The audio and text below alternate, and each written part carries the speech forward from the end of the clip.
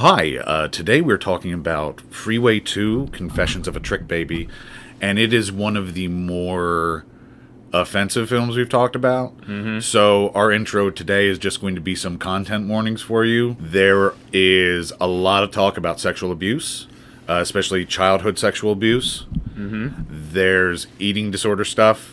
There's a lot of violence, drug use, Cannibalism? a lot of vomiting, and content that I would just say is transphobic. Yes. And this movie, again, is called The Aristocrats. Freeway 2, Confessions of a Trickbaby. I don't want to see an ordinary film. I want to see something extraordinary. Your sacrifice completes my sanctuary of 1,000 testicles. You ever feel as if your mind had started to erode? Let's rock indeed. I'm Brad Hefner, and this is 1000 Wives of Weird, a podcast that is a celebration of weird film. With me, as always, is my co-host, Billy Martell. And today, despite the very serious intro, we're talking about a ludicrous film. Yes. We should apologize. We're never sure exactly what order these episodes are going to come out, but in the order that we recorded these episodes, last week we watched Hackers with our special guest Stephen Collier, who made a selection of what movie we were going to talk about next. Yeah. What did he choose? Bad Biology. Bad Biology. Unfortunately, we are somewhat hampered by what movies are available to us via streaming services and other methods, and we weren't able to get Bad Biology available for both of us to watch in time for this episode. No. So we went with a runner-up pick, Freeway 2, Confessions of a Trickbaby. If you would like for us to have more money to make such concerns as what movies we can watch not a problem anymore, get more of your friends to listen to the show. Yeah. Send PayPal money to wivesofweird@gmail.com. I never check it, but maybe I will. Maybe he will. Tune in next week to find out if Brad checked his PayPal account. There's a lot going on in this movie. There's so much going on. Now, we've talked about that recently on the show. We've mostly been covering stuff that you consider to be on the low end of the weird spectrum. Yeah, we haven't really gotten super weird or super fucked up. And I, as we mentioned in the very first episode, have less of a weird barometer than you do, because a lot of the stuff that we're talking about on this show is very new to me. Yes. On a weird scale, where does this movie lie? Oh, Jesus. Again, there are gradients of weird. So if I were to say, like, the weird you're getting with this movie is not the weird that you would get with Jodorowsky or Lynch or Buñuel. It's not exactly playing more with of a narrative form or anything John like that. Waters weird. Okay. More of a weirdness through bad taste and extreme outre shit. Sure. And even when we talked about John Waters, we talked about one of the most vanilla John Waters movies out there, Crybaby. Crybaby, yes. This is much more in the vein of Female Trouble. Of Female Trouble, yeah. So, very briefly, Freeway 2, Confessions of a Trickbaby. You always have to say the entire title. Always. Because it is the best title of anything ever. It's better than Breakin' 2 Electric Boogaloo. I'm going to say it. It's better than The Incredibly Strange Creatures Who Stopped Living and Became Mixed Up Zombies. I mean, that's a great title. It is a pretty great title. But it's better than it. Freeway 2, Confession... Well, this is the best sequel title, let's say that. Okay. Empire Strikes Back is pretty good. Yeah, that's a good one, too. Star Trek II, The Wrath of Khan? Sure. I'll allow it. Yeah. As a favor to you, my friend, I'll allow this... I'll allow your selection into my Hall of Fame. Okay. Well, I mean, I feel like that's a bit nepotistic, but okay. Sure. Yeah. It's more cronyism. Oh, okay. Freeway 2, Confessions of a Trickbaby, is about a teenage girl named Crystal White Girl Van Meter, who gets sent to a minimum security juvenile detention center / medical facility, hooks up with a serial killer, they break out, and go to Mexico. That is probably the most minuscule detail, the plot description you could possibly give. Should we not say what the story is based on before spoilers? We can say it. This is based on Hansel and Gretel, very loosely. Very loosely, because it is a sequel to the original movie Freeway, which was based on Little Red Riding Hood. So it's continuing it's not continuing the story of any of the characters from the first Freeway. It is, so you do not have to watch Freeway. In fact, I personally have not seen Freeway at the time of this recording, but it is continuing the vibe of just taking an old nursery rhyme or fairy tale and turning it into an exploitation clusterfuck. Absolutely. And like you said, you don't need... this is a totally standalone movie. Yes. There actually are scenes where people are watching the movie Freeway in this movie. I wondered if that was what was happening in those scenes. Yeah. I did not have context for that. Freeway is also a great movie. Also a candidate for this show, but I just watched this recently after loving Freeway for a while, and I was like, holy fuck. Would you say that this is weirder than Freeway? This is much more... Yes. It's weirder. It's more tasteless. It's more offensive.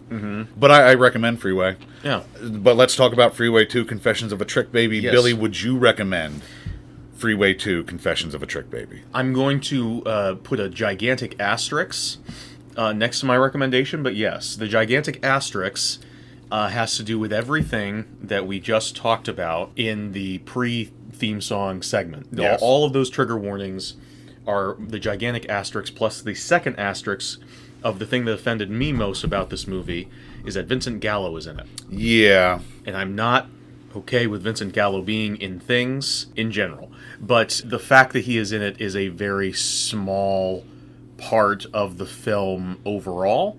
And most of the movie I quite enjoyed. The movie definitely has that aspect of it where it is like John Waters stuff, and we've talked about this when we talked about John Waters. We've also talked about this when we talked about Star Kid. When they do offensive material, there's an attitude about the film which feels tongue-in-cheek, it feels campy, it feels like they're not trying to hurt anyone. Yeah. They're trying to produce a sleazy bit of entertainment. And they're not attempting to actively make anyone's lives more difficult through that entertainment. They're just trying to have fun. Yeah. And you can especially tell this because the lead actress, Natasha Lyonne, who a lot of horrible things happen to, and it says a lot of horrible things to the movie, is also one of the producers of the film. Oh, is she? Yeah. So I did not realize. She had so you can tell, like, she had a hand behind the camera as well as in front of the camera. Yeah. And you can tell that, like, the things that her character is going through, she's at least nominally on board with. Yes. And was willing to sign her name to. That makes a big difference as opposed to, I don't know, something like Antichrist, where it feels like some sort of misanthrope taking out his aggression on celluloid. Yeah. And so, yeah, I really enjoyed this movie. Like Crybaby, like John Waters, it's an absolute cartoon of a film. Yes. It's ridiculous, and I thought it was great. You're not going to be getting, if you're a big Natasha Lyonne fan like I absolutely am, you're not going to be getting the best acting of her career, nor the best acting of anybody's career in the movie. That's not what the movie's here for. I obviously would recommend it. We've said it before on the show. If you watch something, if you read something, whatever, and it offends you, you have every right to be offended. Absolutely. If you were to watch this movie and not enjoy it because it is offensive, that's perfectly okay. We sit in the fortunate position to be cis-het white men. Yes. Where the things that can offend us, it's a short list of, like, things that are ingrained in our being. Right. So it's easier for us to watch stuff like this than other people. We've also been through comparatively relatively little trauma. Sure. Compared to some. Compared to a lot of people in the world. Yes. So that's where we're coming from. But I love this movie. It might be the last great American exploitation film. This was 1999. It has that John Waters vibe, like Female Trouble, where it's just bad girls doing bad shit. Oh, yeah. And I realized this. I had a revelation reading John Waters' book, Shock Value, where he talks about his love of bad girls. And I realized, like, oh, yeah, that's what I have.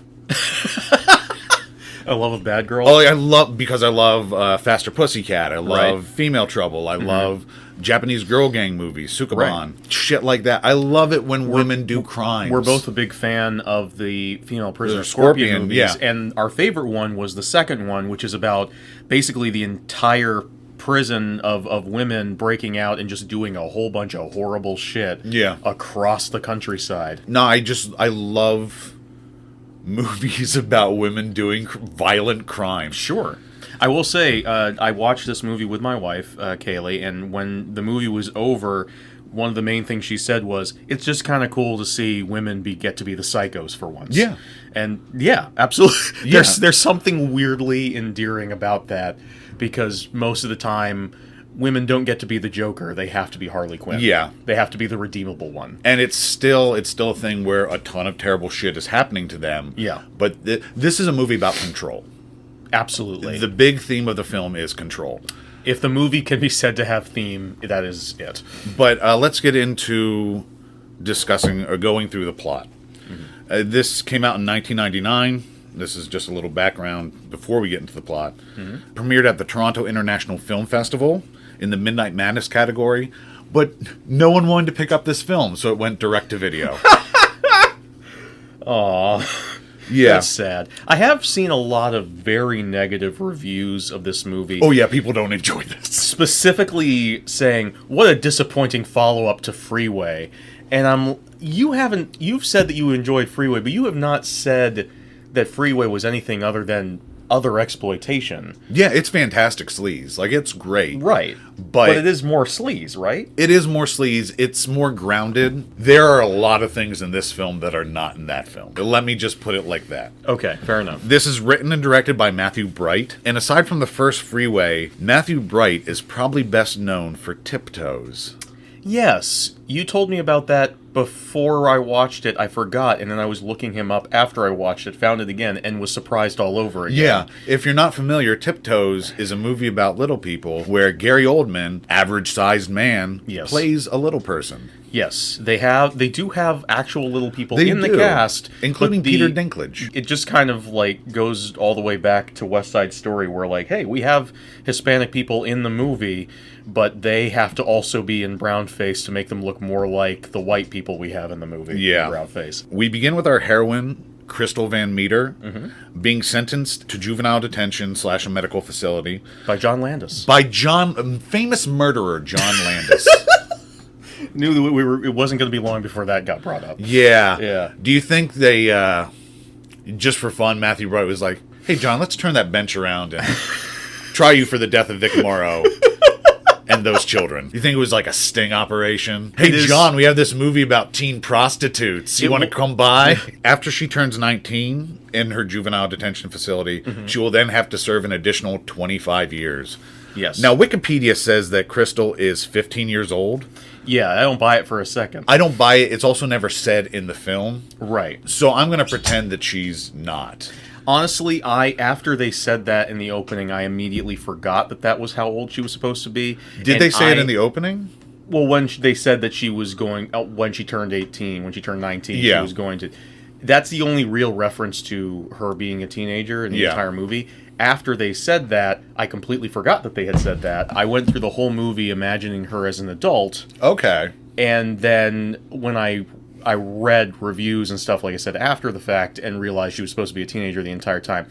It also doesn't help that Natasha Lyonne, since playing Crystal in this movie, has become very popular for playing a character in another women in prison story, Orange is the New Black. Yeah. So seeing her in this role was very usual for me, watching her like walk around a prison in prison getup with this sort of like, you can all go fuck yourselves attitude that Natasha Lyonne does so well. It's a very familiar sight for people nowadays, and when you think of her that way, you think of her as modern day adult Natasha Lyonne. You don't think of her as the way audiences would have seen this, which is, hey, that's that girl from But I'm a Cheerleader. Yes. And American Pie, in which they would have been used to seeing her as a teenager, kind of like seeing Tom Holland in anything where he doesn't play a teenager now is super weird. And it was the same deal with the first Freeway, which starred Reese Witherspoon as a teen prostitute, which is insane. Yeah, no, that's super weird for us now, but at the time when she was also in... At the time when she was a supple young teen, it's a natural choice. Is that what you're telling me, Billy? No, I'm saying that the other role that she was in around the same time was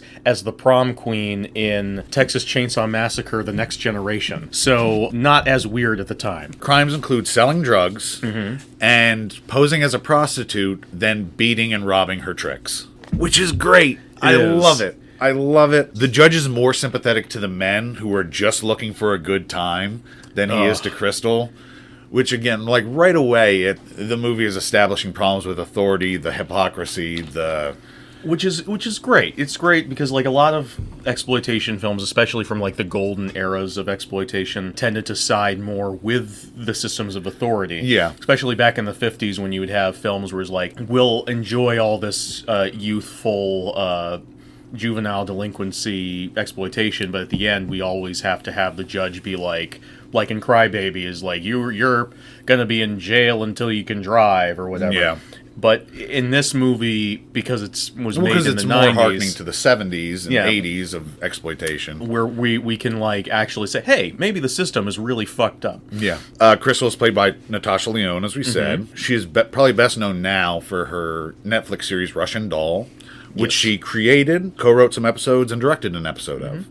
Yeah, and as I said, she is a producer of this show. She started working behind the scenes of her own projects way back when this was made, and she said that I found I couldn't find any footage of her talking about this movie, but I could find her talking about the idea of being a producer on her own movies in general, in which she said.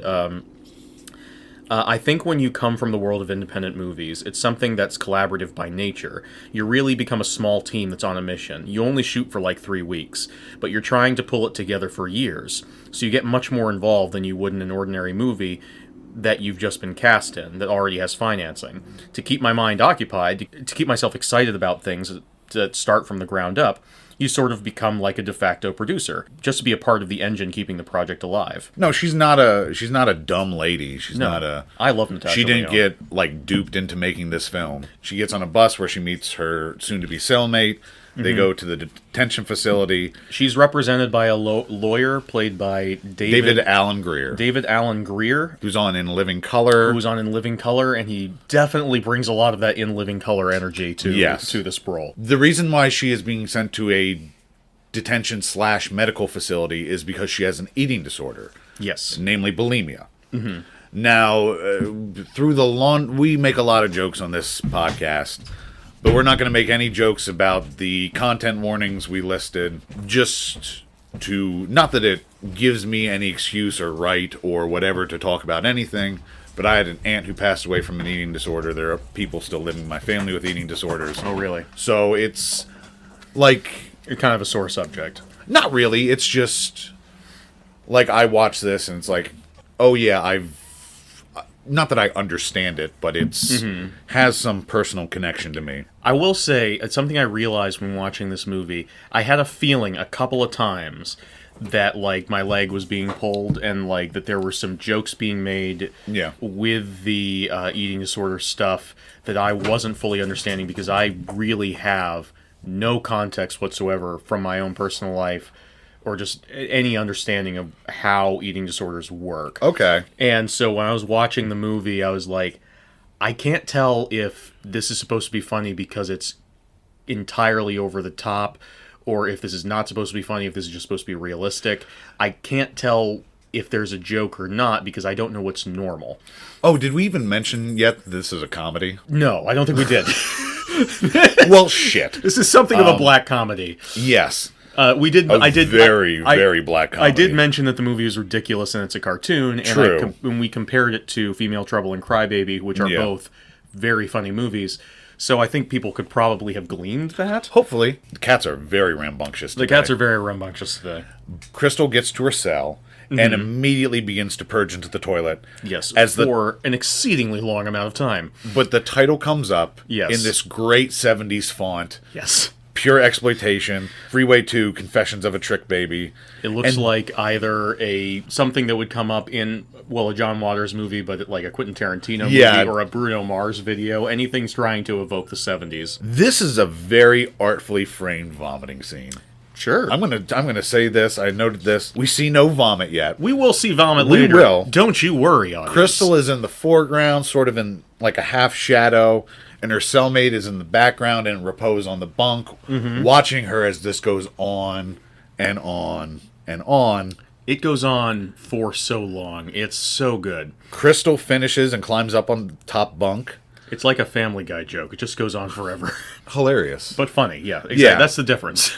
And it's not funny because she has an eating disorder. It's funny because it just it's goes on so for extreme. So long. Yeah, every bit where you think that, like, any director, if the point of the scene was just, hey, she's vomiting and she has an eating disorder, she's suffering, if that was the point of the scene, it would have cut off 5 times before the shot actually ends. It's the fact that it just keeps going. It's like RoboCop, when Paul Verhoeven shows the guy getting shot by the boardroom by the Ed 209 for just a little bit too long, just to let you know this is ridiculous. This is absurd. He's not just getting shot; he's getting blown apart. But I will point out that, as we already said, the theme of this movie is control. Yes, and eating disorders are about control. Okay, it's about it's not necessarily about, like, and I used to think this too, like, oh, I need to look pretty. It's like, I need to have control over something. Like, I need this control. Are eating disorders caused psychologically, or are they a physical ailment? I always thought they were a physical ailment.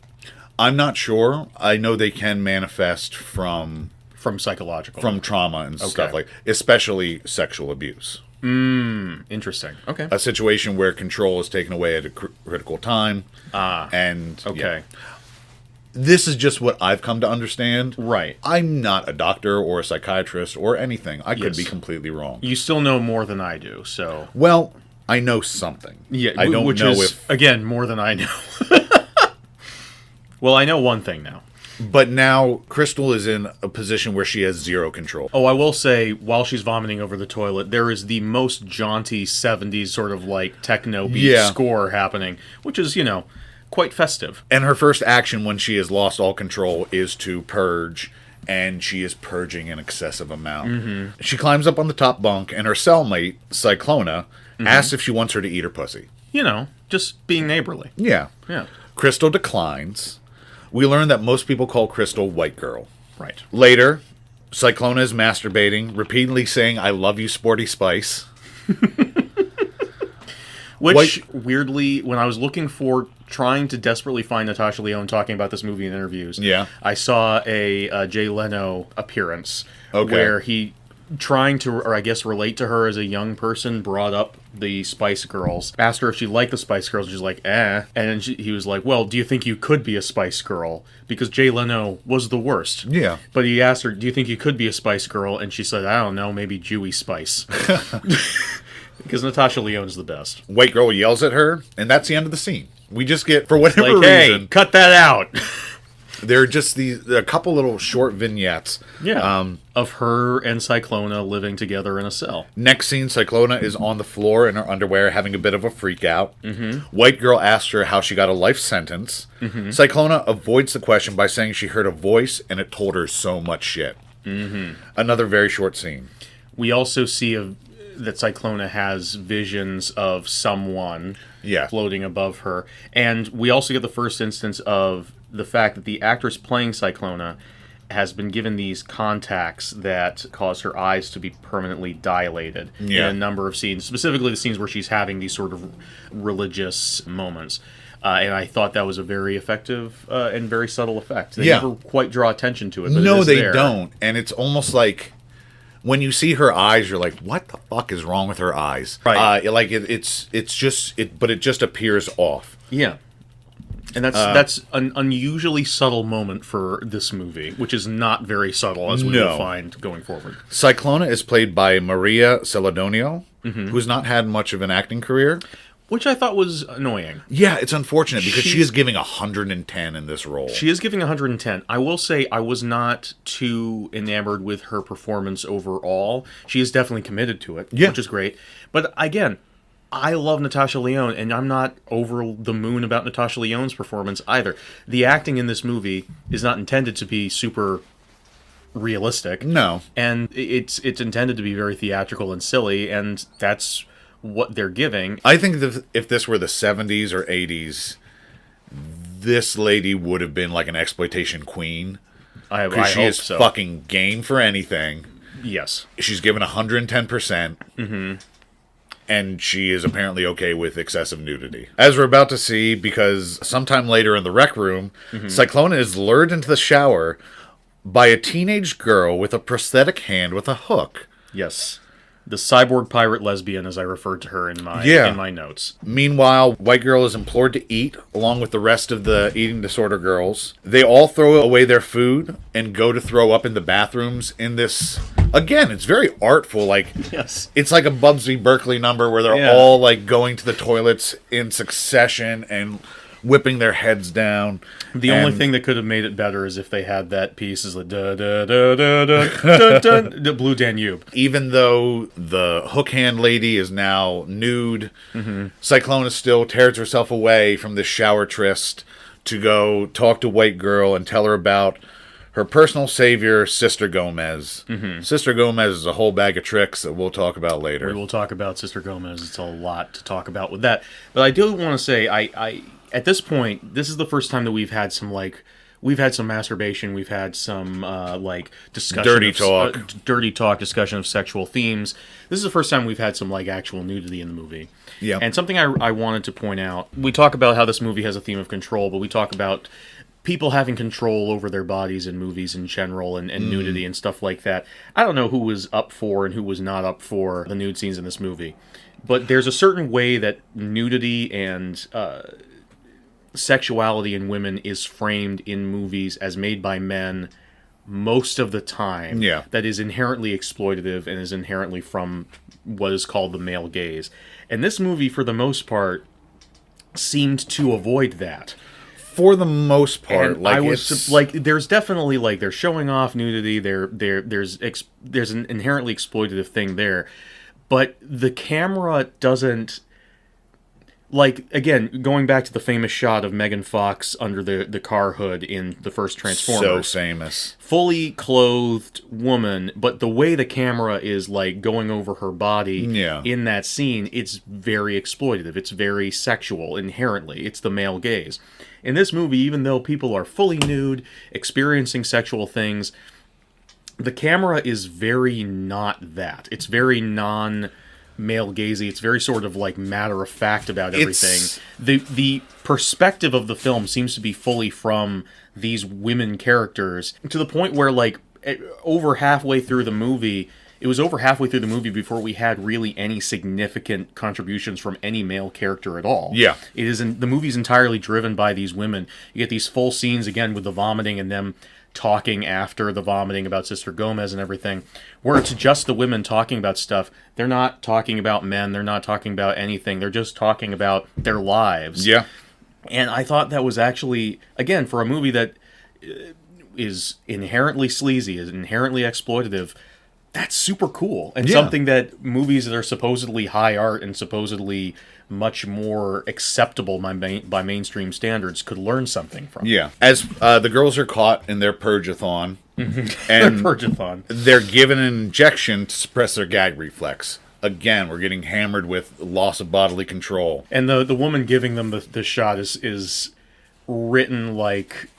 Nurse Ratched. She's a Nurse Ratched character. She's a Nurse Ratched character, but Nurse Ratched is very sort of a very sort of icy language which he talks. Yeah. This person is written more like a comic book villain where they inject her with the thing this controls your gag reflex. Pretty creative, huh? It's again, this movie is a fucking cartoon. Cyclona hatches a plan to escape before they're transferred to a maximum security center, but White Girl isn't on board yet. The next morning, Crystal is being commanded to eat her breakfast burrito, which she hates. She slowly stands. The music is tense. Yes. It swells. She stares the nurse, the warden, the guard, whatever the fuck she is. It has the Nurse Ratched character. She's staring her down. It has all the energy of like Cool Hand Luke is about to really stand up to the prison guard. Fucking tell him off. Yeah. She opens her mouth and it's a torrent of vomit. It's full Reagan from The Exorcist. Yes, but lasting about 3 times longer. Exactly. It's like she's getting slimed on Nickelodeon. Yes. But coming from a horizontal angle, and it's vomit. I wrote down, Natasha Lyonne has such fuck you presence, she could give Street Fighter a run for his money. She has so much attitude in this movie. She's just... She's so good. Like in every, again, I have not seen her in a lot of stuff, but I've seen her in Orange Is the New Black. I've seen her in this, and she just, and in both roles, she just has this sort of like I could kill you with a look kind of energy, which I just fucking love. Also, something my wife pointed out, her hair is perfectly crimped every time she's in any scene in jail. So it doesn't start out like that. Good on you for I guess, smuggling that hair crimper into your prison cell. She gets thrown into isolation for this for a month. Yes. Which really bugs Cyclona. Cyclona is also somehow thrown into isolation for, I guess, unrelated reasons. Well, when they tried to take White Girl away, I think she started a fight. Oh, did she? And I think she had a shank, actually. Oh my god, how did I miss this? It was very quick. Okay. I actually watched another person review this movie, and they also...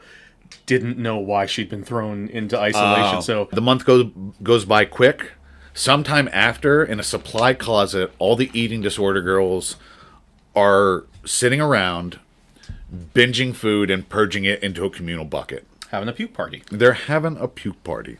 This is another interesting sort of critique and commentary on exploitation itself. Mm-hmm. This is, aside from One-Armed Teen, this is a decidedly unsexy women in prison movie. Yeah, surprisingly. It's... Again, even Orange Is the New Black is much more exploitative than this. Like, one of the first things you see in Orange Is the New Black is a big shower sequence.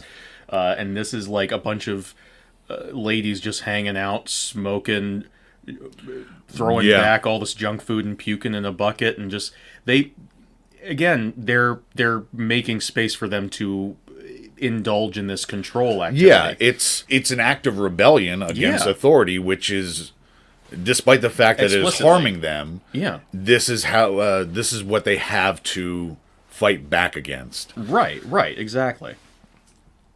And also, eating disorders are just extremely hard to beat. And it doesn't seem like this is a very rehabilitative place. No, the first thing that they say to her about her eating disorder when she's led into the prison is they say, "Oh, we see you have an eating disorder. We don't tolerate that here." Yeah. Like, what are you going to do about it? Well, apparently, the things that they did, but like, that's such a unhealthy way to talk about any kind of thing. Oh, you have autism? We don't tolerate that here. Yeah. What the fuck are you talking about? On the way back to her cell, after the puke party, White Girl finds Cyclona crying.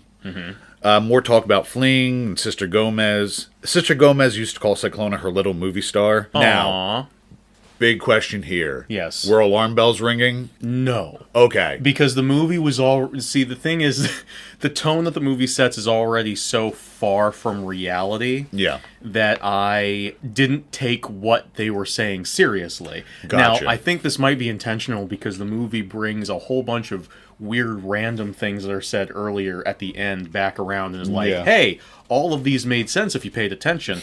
But because we opened the movie with a 7-minute puke montage. Yeah. You didn't pay attention. So I don't know, or maybe I'm just dumb. My first watch, I was like, uh-oh. That's not good. That's not good. That's really bad. Why is she calling her that? White Girl is willing to break out with Cyclona, but Cyclona needs to take her medicine. Yes. Which apparently she has a lot of. Yes. Which she does not like taking. White Girl gets a call from her lawyer, who is working on appeals and is also making plans to fuck Crystal afterwards. Yes, and is in the middle of a threesome at the time that he's calling. Yes. White Girl has decided to bounce, though. She has decided to get the fuck out of Dodge. Have you ever escaped from prison? I'd have to be in a prison first. Okay. Yeah. Well, let's get you into a prison. Let's break you into a prison. Okay. I've heard that's easier. I'm sure. Yeah. And then let's see if you can break out. I'll help you with getting in. Okay, I appreciate You're on your that. own for getting out. I'm on my... So you'll help me with the thing that's famously easier than the thing that I'll have to be alone for. Sure. I don't know Okay. if it's famously easier. Like, it doesn't have a star on the Walk of Fame. Every Breaking movie, into prison. Every movie where someone's like... There's all these movies... We're not that talking people about are like, movies. We're talking about real man, life. You all want people not to break out, but you never thought about someone breaking in. That's like the cliche. Okay, well, we're talking about real life, not a movie. Oh, darn it. I don't know anything about that. Well, I only know about movies. guess you better learn, bitch, because you already committed. Damn it. I shouldn't have signed that contract right before we filmed this episode. White Girl and Cyclona escape pretty easily. They just cut a hole in the fence with some wire cutters they got somewhere. Right. Now, did this bother you? It's like, where'd they get the wire cutters? Or did you just not give a shit? I did not give a shit. I did at not all. give a shit either. Yeah. I was like, okay, get the fuck out of prison. I was like, yeah, I've seen so many prison break scenes in so many movies at this point. It's like, fuck it. The story has to keep going. Yeah. So get out. Yeah. And they did. And I was like, cool. Now the story can continue. I did write down if any American actress was going to be our version of female prisoner Scorpion, I'm glad it's Natasha Lyonne. She doesn't have the same badass energy as, what's the name of the actress who plays Miko Keiji. Miko Keiji. Miko Keiji is a whole different kind of badass from Natasha Lyonne, but she does Yeah. have badass energy of her own, and I'm happy with it. And it's a very American kind of badass. It's a very American, very... New York kind of, hey, fuck off. She is... I'm walking here. It's hard to describe it without... It's very Natasha Lyonne. Yeah. As they go through the fence, White Girl cuts herself. Later, as Cyclona is mending White Girl, we learn White Girl's family is all in jail, and Cyclona's family is all dead. Aw. I wonder if that will come back. Cyclona goes off to find some help. Yes. And she goes to a house occupied by an old man and an old woman and their grandson. The grandson is out working under a car. This is one of my favorite moments in the movie. So good. And a great introduction to who Cyclona really is. Right. As she is walking, he is working under the car, and as she walks past, she just very casually kicks the jack out, and it falls and crushes him. She's literally not even looking at him when she does it. Yeah. She's thinking about something else and just casually, completely, utterly murders this man. Instinct. It's like, Just I instinct. can kill that person. And I love that because the minute he goes out to the car, all of my horror movie senses are like, okay, he's going to get killed by her or taken hostage or something in order for her to take the car.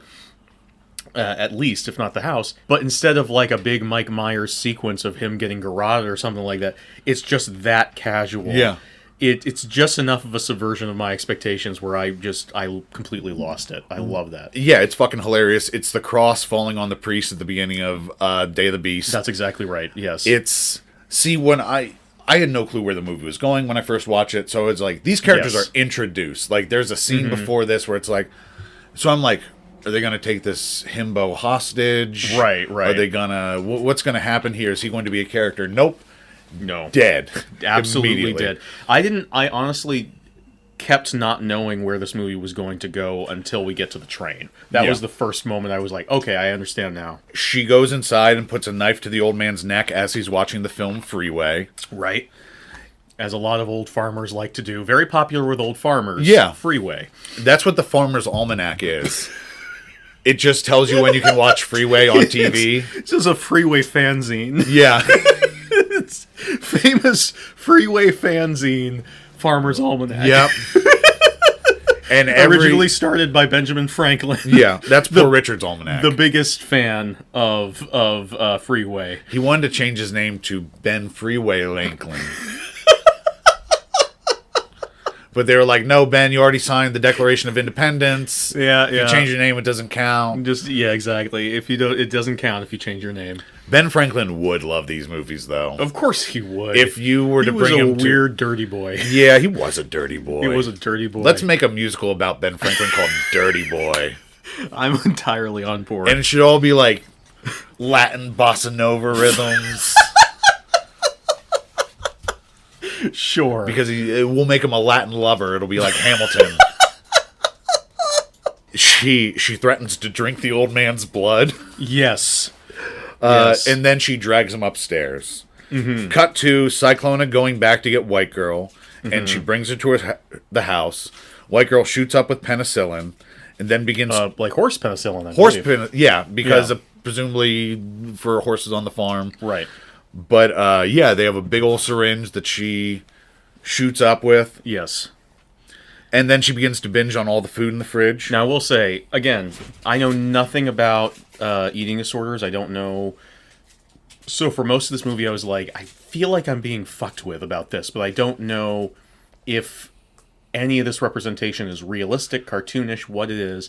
And then there's a moment in this scene where they're arguing because Cyclona keeps hitting on White Girl. Yes. And White Girl finally, like, kind of comes to a head in this scene where White Girl's like, could you stop it? Could you stop it with that language I'm not going to use? Shit.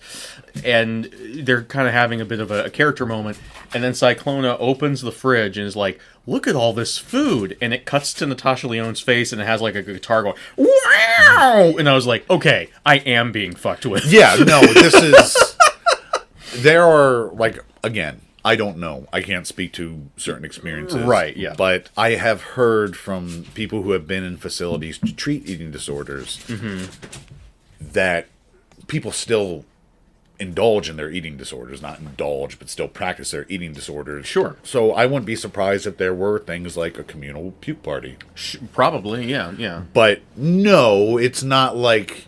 I don't think bulimic people are like Shaggy and Scooby. It's treated as a combination of, Shaggy and Scooby-Doo, or like drug addicts in movies. Like, like there's a sort of like after this whole binge eating scene, not going too far forward, but there's a little bit where we cut to her approaching a toilet. We don't actually see the puke this time, but she goes to a toilet and there's this sort of like slow motion reverence to the bit, as if you were watching heroin addicts like doing their whole routine of tying themselves off in a movie. And again, we'll harp on this the entire time. It's about control. Like, even though she's free from the institution, she still cannot control this binging and purging. She cannot control the binging and purging, but also there is an aspect of her indulging in the binging and purging that is her explicitly controlling herself in some way. It's on a subconscious level. Yeah. It's a self-feedback thing where it's like, it represents control, but is also representative of the loss of control. So the scene, the way that it's shot, shows the audience her being like, hey, this is this horrible thing that actually does hurt me, but there is a freedom that I'm experiencing by being able to just do it and get on with it. Meanwhile, upstairs, Cyclona lights candles and plugs in something she bragged about to White Girl earlier, an antique vibrator that plugs into the wall and sort of goes onto your hand like a power glove. Yeah. It honestly looks less like a vibrator and more like a tool that 80s slasher villain would use. Yeah, I don't even know how else you would. It's like I don't know. It's just a weird thing. I tried to do some Google image searches to see if this was what any antique vibrators actually look like. Or if this is just something absurd that they made up for the movie. It didn't seem to be common, but I think I found like a precedent for it. So I didn't really question it because the history of sex toys is bizarre and crazy. Yes, it is. Yeah. Later, White Girl goes upstairs and finds... If you weren't getting the vibe of the movie yet... This is a nice splash of cold water where you can decide if the movie is for you or not. Nice splash of cold blood. She goes upstairs and finds Cyclona in a bedroom that is absolutely covered in blood. The corpses of the old people are in bed, and we hear the buzzing of the vibrator. Really seems like she was molesting these corpses. It definitely seems like that's what she was doing. And 100% seems like that was what she was doing. And there's in retrospect, it's fucking insane because she comes out and White Girl is understandably upset. Yeah. Understandably upset about what's going on. She's a little miffed. And Cyclona is still like, no, I didn't do it. Cyclona has this repeated thing whenever she inflicts violence on anyone. She always gives the excuse, they were going to rape me. Yes. Yeah. But, so Cyclona is half naked, covered in blood. And again, it's not really sexual. Like it's not framed as sexual. The camera does not ogle her in any way. She's not moving in an especially sexual way. And again, she's just. It's shot in a very matter-of-fact way. I think the director is also banking on us finding her so morally repugnant. Sure. Because she was just fucking some corpses. Mm-hmm. That we're like, okay, even though she's nude, I'm not into this. I think it's a Michael Haneke funny games thing where it's like, if you're still turned on, maybe there's something wrong with you. Sure. As terrible as Cyclona is, we have to remember how much of a product of abuse she is. Yes. And of mental health issues. Because Cyclona tells White Girl how hard it is with the voices that follow her around, telling her she's a dirty slut and there's cancer in her bones. And again, this actress is giving 110%. Maybe she didn't win any awards for you, but she's like... Oh, she's giving it. Her mania is palpable. Yeah. And we get an exchange I love. White Girl says, "You're a goddamn serial killer." And Cyclona says, "I don't need to be called names right now, White Girl." There are some great lines in this movie. Yeah. And very quotable. Very quotable. And again, what will not come through in this is the vibe and the tenor of this and the performances. Like it's we can't get it across in audio. It's and we keep telling you guys, watch these movies. Yeah. This one is on Tubi currently. It is, yes. So occasionally you will see some commercials, which I found way more offensive than the movie itself.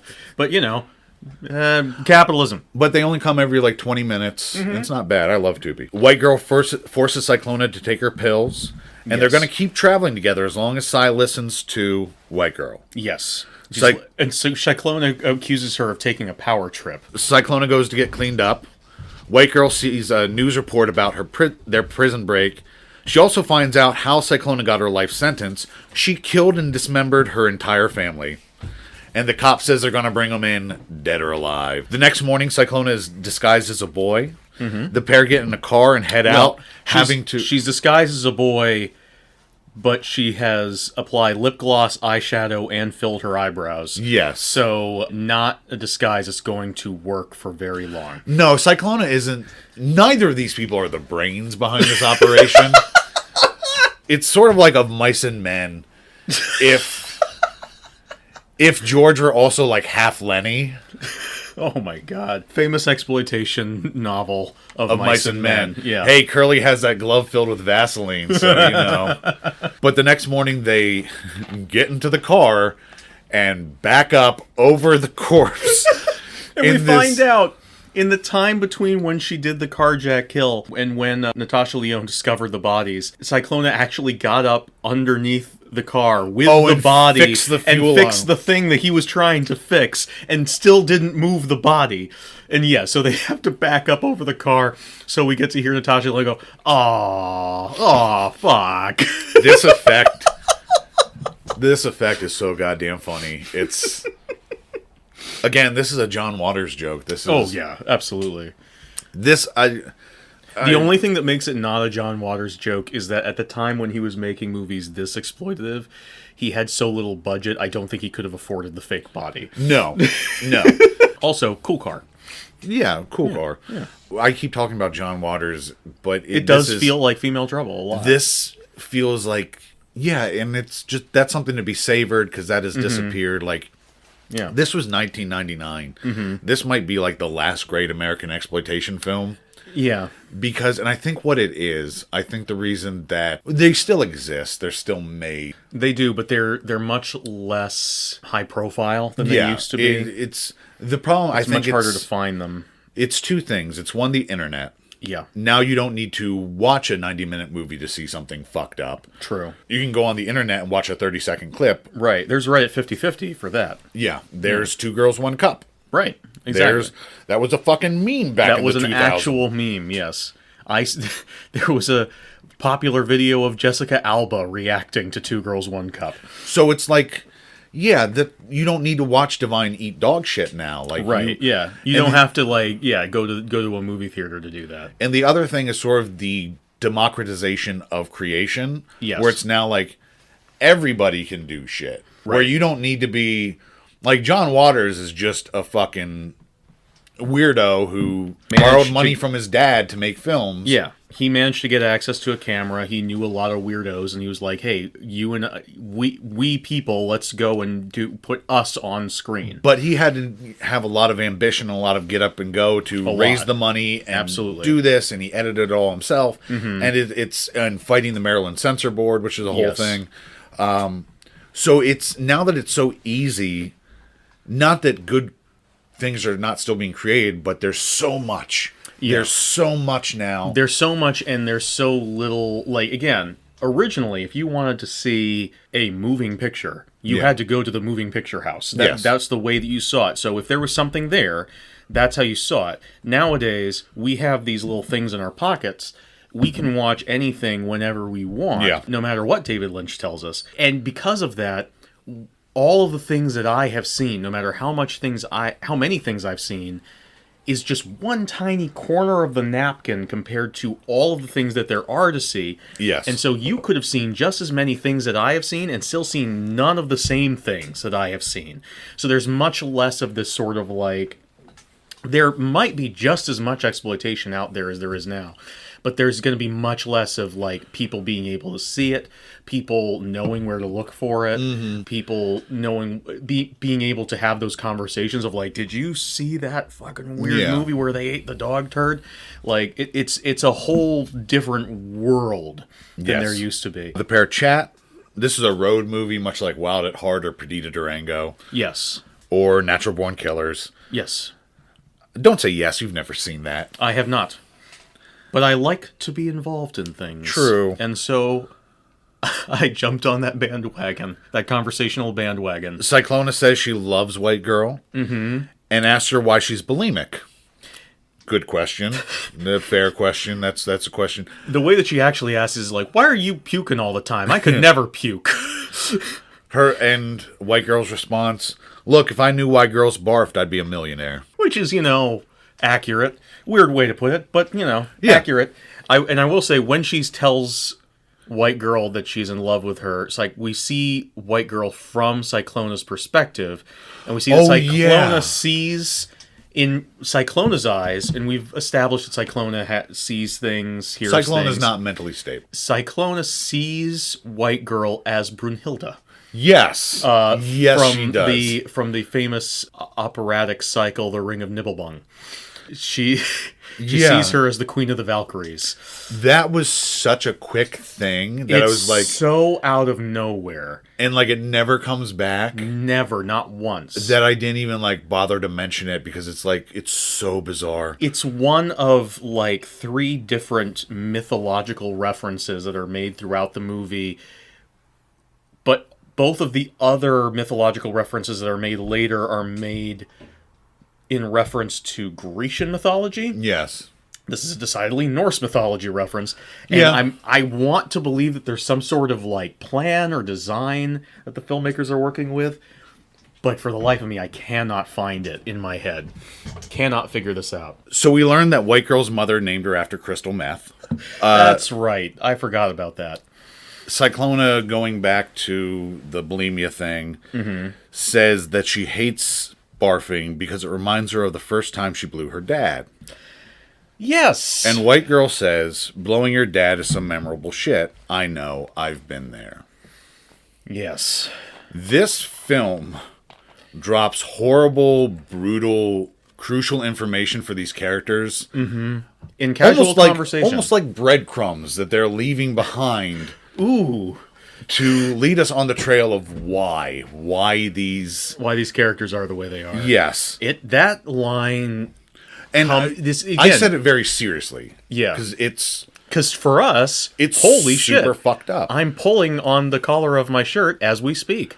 But Natasha Lyonne delivers it so wryly. It's almost like a zinger. Yeah, no, and all of this stuff is relayed very casually. It reminded me a bit of a line from the movie Spaceballs. Tank Girl. Oh. Have you seen Tank Girl? No. There's a line in that movie where Laura Petty, another actress from Orange is the New Black, who plays Tank Girl. Lori Petty? Lori Petty. What did I say? Laura. Okay. Lori Petty is talking to another character, and she says, you gotta think of it like the first time you got laid. You gotta just ask yourself, Daddy, is this right? And it's I don't know. It's just that sort of, just because of the flippancy of it, like you say, like the bad girl, because like Tank Girl is very much a bad girl character, with like this sort of just this absolute flippancy, mentioning one of the most horrible things that I can think of. Yeah, this is definitely going to be important later on. Yeah. But the way that it's mentioned is, again, just like sort of adding to the layers of fucked upness that this movie already has in a very flippant way. But it's all important, because underneath the sleaze and exploitation, it's not like these characters are not just doing these things because it's entertaining you. Yeah. They're doing it because they're horribly damaged people. Right. It's made into a cartoon, it's exaggerated. Yes. But in the cartoons, traumas they're dealing with are real. Right. I mean, there's a reason why, taking a much more mainstream thing, Batman. Batman is a very silly thing. Yes. But there's this whole, like, huge fandom around the idea of taking Batman as seriously as possible. Mm-hmm. Now, I think that they are somewhat in the wrong there. I think that Batman should be cartoony, because, like, one of the most popular version of Batman consistently to this day is a cartoon. Yeah. Batman the Animated Series. But within that cartoon, within that cartoonish world, they're able to talk about such serious things. I mentioned the Joker and Harley Quinn at the top of this episode. Harley Quinn was a big deal for people because it talked about toxic relationships, abuse, and stuff like that in a cartoony, much more digestible way.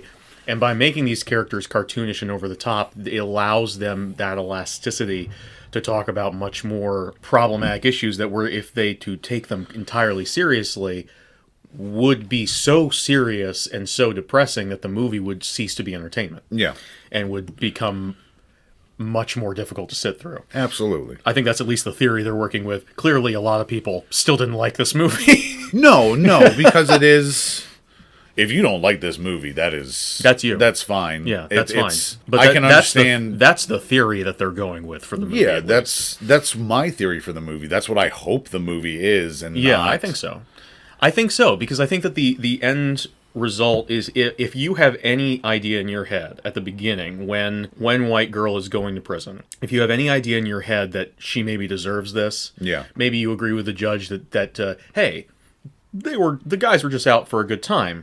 Prostitution is one thing. Robbing people you're trying to prostitute to is another. Right. At the end of by this point in the film, and especially by the end, you are given more of a sense of, like, you may have had the thought earlier on, like, she should be more respectful, or she shouldn't be so mean. And at this point, and especially at the end, you get the sense of, why should she? Yeah. Why? What has ever shown her that she would ever have any respect if she showed anybody else respect? Yeah. Nothing. Doesn't excuse white girl's casual racism. No. Doesn't at all. Which crops up occasionally, and I don't bring up because I'm going to say the word that she uses. Like I said, she consistently uses outdated terminology for both Cyclona's race as well as her sexual orientation. Yes. Both of which we've been avoiding saying because we just don't want to use those words. Yeah. Yeah.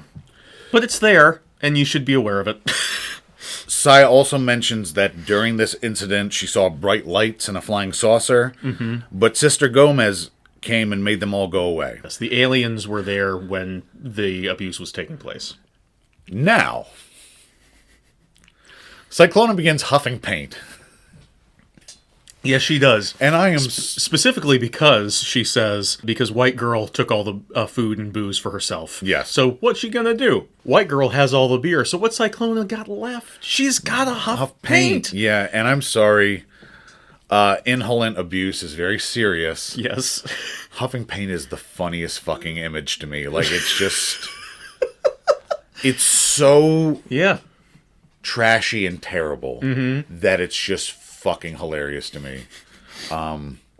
Again, Much less funny in real life. Oh, way less funny. But yeah. But the only two examples I can mention of people huffing stuff like this in movies is this and Lloyd Bridges in Airplane. So clearly, much more okay to make fun of stuff like this in movies. The powers that be have decided than other things. There are other things you can do than huff paint. Billy, name 10. There are other things you can do than huff paint. You can use that paint to paint a school that needs to be painted. You can run a marathon. You can eat turkey. You can take a dance class. You can drink tea. You can make popcorn. You can use that popcorn to make garlands. You can decorate a Christmas tree. You could decorate a Christmas tree when it's not Christmas. You could record a podcast. I like that you were struggling through half of that. Yeah. And the only objective was, what else can you do aside from huff paint?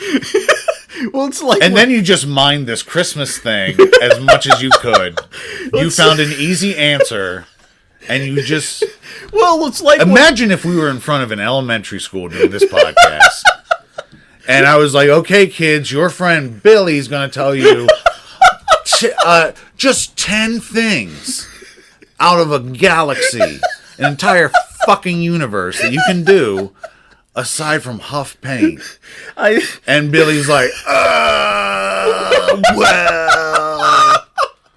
I guess if you have a Rubik's Cube, you can do the Rubik's Cube. It's like when people tell you not to think about a brown bear. All you can think about is a brown bear. Okay, I have a feeling all you think about is huffing paint a lot. That's not a goatee. That's a ring of paint around your mouth. You caught me. I will say that while she's talking about the aliens watching her during her sexual abuse as a child, they play an aliens-like sound effect. Yeah. And it's the same sound effect that they used for the background noise on the main menu of my Bible Man DVD collection. Cool. Which was a weird connection. That I'm sure brought back a lot of sense memory. Yeah, a lot of sense memory. So now Bible Man is forever tied. It's like the scene in The Clockwork Orange that ruined Singing in the Rain for people. Yeah. This is now the same correlation between this and Bible Man. Now you can't watch Bible Man, which you did every single day as your devotional. As I was huffing paint. Yes, yeah. Every day, every morning I would huff paint and watch Bible Man. If there are three things you're devoted to. 3 things. 1. Yes. Bible Man, which is the vessel for your faith in Jesus Christ. Right, yes. 2, your wife Kaylee. Yes. 3, huff and paint. Exactly. Yes. Those are the 3 most important things in my life. I snoop around your apartment a lot. Yes, I've been meaning to talk to you about that. Well, we don't need to have that conversation because I'm just going to keep doing it. Oh, okay. I'll just get better at hiding it. Fair enough. I'll throw a blanket over myself. I would appreciate if you would get better at hiding it. So, yeah, that would be nice. Thank you. I'll stop going as I move about your apartment. But even though now I'll look more like a ghost because I have the blanket over me. Yeah, I think that actually you should keep that, but put the blanket on it. So it's more like a ghost. So it's more like a ghost. Do you want me to be like a Victorian ghost, or it's like, ooh, I have tuberculosis? Yes, I would enjoy that. I love that. But yes. I looked at your day planner, right, which you have filled out for the next 6 years. Of course, I'm very famously good at planning ahead. Me, you are a visionary. You have a plan. Yes. For your life. Yes. But every day, I am a genius. It's pray. Yes. Love my wife. Yes. Huff paint. And Bibliman. Well, that's part of prayer. Yes. Yes. Every act should be a prayer. Sure. Madonna. But they are briefly tailed by a cop. Yes. And who comes alongside them. Yes. And again, Cyclona is a murderer and a necrophile. Mm-hmm. And White Girl is no great shakes. Yes. Still, we're like, I don't want these two to be caught. Yeah. Like, they're... Right, yeah, because, at least they're not cops. This is their Thelma and Louise. This is... Yes, absolutely. This is exploitation Thelma and Louise. Cyclona gets so scared, she pisses herself. Mm-hmm. They stop, and Cyclona is crying. She's embarrassed. And White Girl is trying to reassure her. Sometimes when people play for high stakes, they piss their pants. Absolutely. And Absolutely. this is such a sweet scene. It is. It's amazingly sweet for this movie. Weirdly, for again, it's an exploitation film. The best parts of the movie for me, aside from when Cyclona killed that guy with the jack, are whenever they just have like are in the little moments between these two actors, because these two actors have such great chemistry. They do. And whenever there's like these little moments of genuine connection between the two of them, make the entire film for me. Oh, absolutely. They're the best parts where there's actual heart. And it's not that this movie needs more heart. It's that the heart that comes through is so important for these characters. And it helps to bring you through some of the more rougher things that happen in the film. Because their relationship is very much... Cyclona is obsessed with White Girl, and White Girl is just like, I don't want to go back to prison. Yes. And I have to take care of this mentally unstable person. There is some genuine affection from absolutely. White Girl for Cyclona Which we as see the in movie this goes scene. on, as we see in the scene, yes. They get back on the road, and White Girl mentions the TV report, and we get my very favorite lines in the movie. How come you never mentioned those people you killed just happened to be your family? And Cyclona says... Because I like being popular. That is a good exchange. That's the line when I first saw this movie that I fucking fell in love. I was like, I can't go back. That's fucking hilarious. I can't be the same person I was when I came into this movie. I can't be like, oh no, I don't like this movie. I have like just for that. Just for that line. Sai talks more about her brutal childhood and Yes. huffs more paint. Yes. And then White Girl makes a decision. And she starts to huff paint as she Yes. drives. She's like, okay, and then immediately backfires, just instantly. You ever huff paint and drove? I have not huffed paint while driving. Yeah. But I have huffed paint. You know, you get those moments where like you got out of bed a little bit late. Yeah. And you're like, you're running a little bit late, so you're like you're throwing back breakfast. You have to huff your paint like on the way out the door. Yeah. I've definitely cut it very close, like huffed paint right as I was getting into the car, but never huffed paint while driving. Very important rule. Bible man would not appreciate me doing that while driving, but I've definitely cut it pretty close. Gotcha.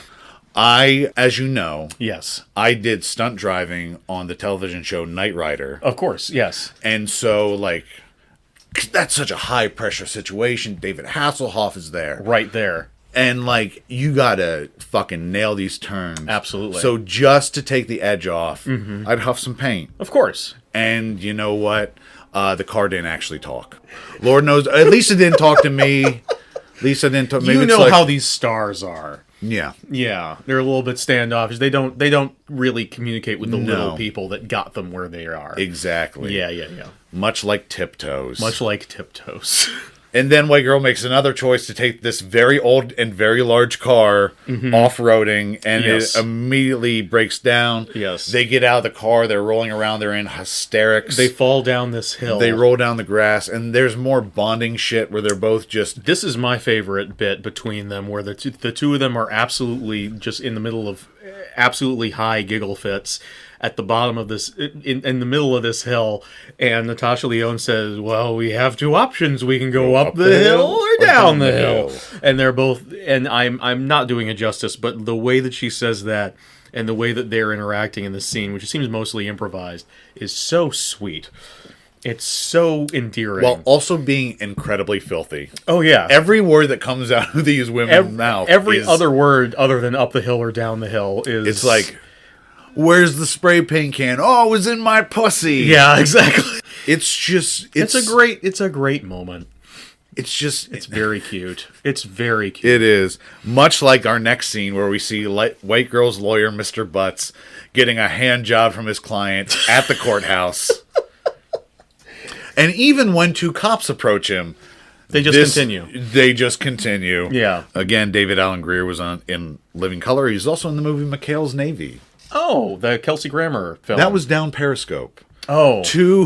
Two naval-themed comedies came out around the same time. Oh, okay. One was Down Periscope with Kelsey Grammer, where he had Come Aboard tattooed on his penis. Great. And the other was McHale's Navy with Tom Arnold and Bruce That's who it Campbell in a is. supporting role. Right. I do want to point out, though, that David Alan Grier is getting a hand job from one of his clients So clearly, like, there's a power imbalance here. There's a whole bunch of messed up shit going on here.